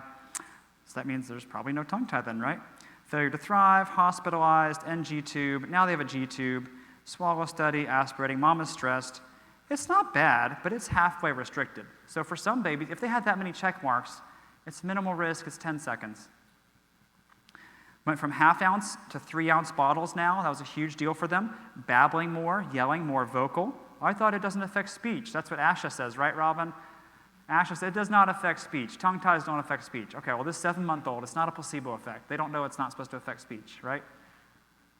Deeper latch. Here's a 3-year-old, another G-tube. Pediatrician said to supplement with Pediasure because they're not gaining weight. They won't do meat. Often it's meat and mashed potatoes. Aspirating, choking in their sleep, snoring. Mom knew something was wrong. They did SLP, OT. No one checked for tongue tie. Multiple barium swallows. Oh, that's pretty tight. I can see how that one's missed. The lip was okay, but they had some issues breathing through their nose, so we did it for that reason, but obviously not for like a gap or teeth brushing reason, but it can help with breathing through the nose. Talking better. It also helps with BP, M, and W sounds. So bilabial speech sounds can be improved by lip ties. I think that's one of the reasons why I did it in this case. Eating more food, finishing meals better, new foods. I thought there's no studies on food. Like, okay, but like it works. Like if you come for the live course, we don't cherry pick those patients. That's just whoever's going to come that day. Like you'll see it'll help with speech, eating, and sleeping. Less choking in their sleep. That's good. Less snoring, less gasping for air. Here's a 4-month-old. You're thinking, now these are just his best cases. These are all from last year. So here's the dimple, and afterward, no dimple. Let me go back. All right, so if you hold down underneath the tongue, see this dimple here? It's pulling down the middle of the tongue. That's why Dr. Zaghi calls it like a mid-tongue depression, mid-tongue restriction. Afterward, you push down, no dimple. Can you appreciate that in the picture from there? All right, they got better. Okay, here's some from just the last few weeks. All right, so here's January 3rd, 6th, and 8th, 2025. This is just like whoever came in that day. Here's a 3-year-old. Let's see here. Lots of issues. Swallow study, choking, not obvious, barely there. I had to use a tooth chair just to get the picture because he's 3. That's afterward. Look at this. Feeding better. Same words. Some words plain as day. Easier to talk fast. Get words out. Talking more. Sleeping deeper. Don't take it from me. Here's Mom. I'm Draven, and I came in to see Dr. Baxter because Draven was having issues with eating, speech, sleeping, constipation, and a lot of other different things. And after having his tongue tie release and his lip tie release, I've noticed a great improvement on even his speech, his eating, and even constipation. So he got better. I don't have time to show it all, but he got better. Here's the same day, right? Lots of issues for this 1-month-old. Not obvious tongue tie. We released it anyway because he had all the symptoms. They got better, but he's more spitting up, more congested, but he's getting more milk out, so that's probably why he's spitting up more. Was a 3 to 6 out of 10 pain. Now it's a 0. Better emotional state. Here's Mom. So we came in to Dr. Baxter. We were having several issues with Judith's feeding. We were having issues with my nipple pain as well. And since we have been here, we had a really great experience. The procedure was really quick, and Judith's been able to get more milk, be less fussy, happier overall, and we're really grateful to Dr. Baxter. There he is. Here's one, same day. Do y'all get? I'm not just making this up. Does anyone think I'm making this up still? Okay. Any tongue tie deniers? Okay. All right. We've got them all. on board. All right, 10-month-old, like all these issues, OT sent them over, huge gap. Wow, that's large. All right, so in that case, I'm like, hey mom, this will probably help the gap close up some, but like that's not gonna close all the way. Like it's gonna close up some, bless you. Hopefully in the permanent dentition, it will close up even more. It might need to have a second procedure at some point. There's the tongue. He's doing better. This is, again, the same day. So I had a 10-month-old who got her lip tie and tongue tie cut, and we were having a ton of issues, sleeping, eating, pretty much you name it, we had it. She was frustrated when she was eating. She wouldn't eat solids. She was only sleeping maybe 2-hour stretches, and we got it cut, and she has been sleeping 7 to 8 hour stretches. She Airway has been issues. eating solids like a champ, and she takes maybe 5 minutes to eat now. So we Eating had way an faster. amazing experience, and we are here again to do it with our second child. Awesome. Hello. There we go. All right, this is funny. So this family has been coming to see us. They have like 5 kids, I think. So they all came to see us. This is what their things look like. They just came this day for a follow-up, I think, for one of the other kids. Like this is holding down. Look how tight that is. So here's before. This is holding down. Same patient, and that's afterward even holding down. See how much higher it goes? So you really have to check for compensations, check for the floor of mouth elevation. So I do know how to suture. These are PDS. These are PDS2 sutures. They cost a lot more. We've switched back to chromic gut. They work the same. They don't stay in any longer. There's another one. So we've done like all these patients. I have Here's the mom. a family of 7, and we have had So 5 kids. 9-year-old up to 52-year-olds. And my 9-year-old sleeps more soundly at night. He doesn't move around. And his lisp has improved quite a bit. We have a daughter that's a cheerleader, and she noticed she could cheer louder, but she also noticed immediately that her nasal breathing was much better. After lip tie. She just felt more air coming in. Tini's the thing. The range of motion for all of us is incredible. Myself, I notice at night that I sleep with my tongue coming forward between my teeth and pressing up against my teeth, and that was really bothering me. And now I can sleep and know my tongue is up on the top of my mouth. I can feel it, and it's much more comfortable at night when I sleep. My husband and I snore a lot less, which is wonderful for both of us. So anyway, we have lots of good improvements. All right, here's I think that was on Friday. Here's on Monday. 2-month-old, lots of issues, to the tip. They got better. Here's Hey, mom. I'm India. I'm here with Parker. 12 ounces in He 1 had a lip tie and a tongue tie and both cheeks tied. We had the revision done a little over a week ago. Babbling more too. And now he has a lot less spit up, a lot less fussiness, colic symptoms, gagging, choking. He's not chewing on the nipple anymore. They're just bottle feeding too. He can hold his passy in his mouth by itself. Look at his bottle. Look how deep it is. That's what you want. All the way in the collar. Yeah, he's talking a lot more. He actually started Talking doing that more? a couple days ago. And anytime he's awake, all he's doing is talking. He's talking all the time. So now. overall, You want that deep latch on the bottle. Typically the Dr. Browns, the narrow ones, are the best bottles. Here's a 6-year-old. Lots of issues. Medium restriction. The lip was kind of tight. We didn't do the lip though. This is my wife Laura, and this is our son Banks. He's 6 years old. did We better, came too. and saw Dr. Baxter 10 days ago. This video is kind of or long. so, We're running out of time. But anyway, 2-week-old. Okay. To the tip. They got better. Hey, I'm Bailey, and this is all the Faye. follow-ups that day. This is not like just picking and so choosing. before we came here, we had struggled. 10-day-old. This is on the 8th. Was stressed. All these issues. Not obvious tongue tie. Pretty tight lip tie. A week later, 7 ounces up. So 1 ounce a day is normal weight gain. Doing better. Here's mom. Hi, this is Jackson. He, before his tongue and lip tie, he wasn't lashing very well. He was popping on and off whenever he would nurse. He really wasn't gaining weight very well. Was sleeping a lot, and now since then we've noticed he's been awake a lot more. He's latching better. He's a lot more alert, and he's starting to gain weight. Perfect, and less pain for you. If you do it right, it's almost every patient. If you do it right with a team approach, get a full exam, a full release, good stretches. 3-month-old, again, the same day. IBCLC, feeding therapist, GI, pediatrician, 5 different formulas, tried all the bottles, syringe feeding, not obvious tongue tie. A week later, Daytime sleep is worse, but all this other stuff's better. Babbling more and new sounds. How many of these babies have you seen doing that? This is Archie. We had a couple issues with him eating, not I being. have a couple minutes, so. Here's a 16-month-old, lots of issues, good gap in the teeth, not obvious tongue tie. We did it anyway because of symptoms, and he's eating better and sleeping better. Please help the 1-year-olds. Don't tell them it'll just get better at 6. Don't tell them you have to put them to sleep. If you, at least inform them, like, I'm not going to do it. I want to put them to sleep. If you want to, there's this crazy guy down in Alabama. He'll do it if you really want it done. Like tell them that someone else, like near you or wherever, like will provide it if they do want that. Because a lot of people are like, we have people who drive from Wisconsin because they don't want to put their kid to sleep, like a 2-year-old. And on the way home, she was eating better, sleeping better, and talking better. So here's all right, hello. My name is Kiari Knox, and this is my husband, Curtis Knox, and our son, England Knox. He's currently 16 months old. We came in back in October of 2024, and we're here for a follow-up appointment.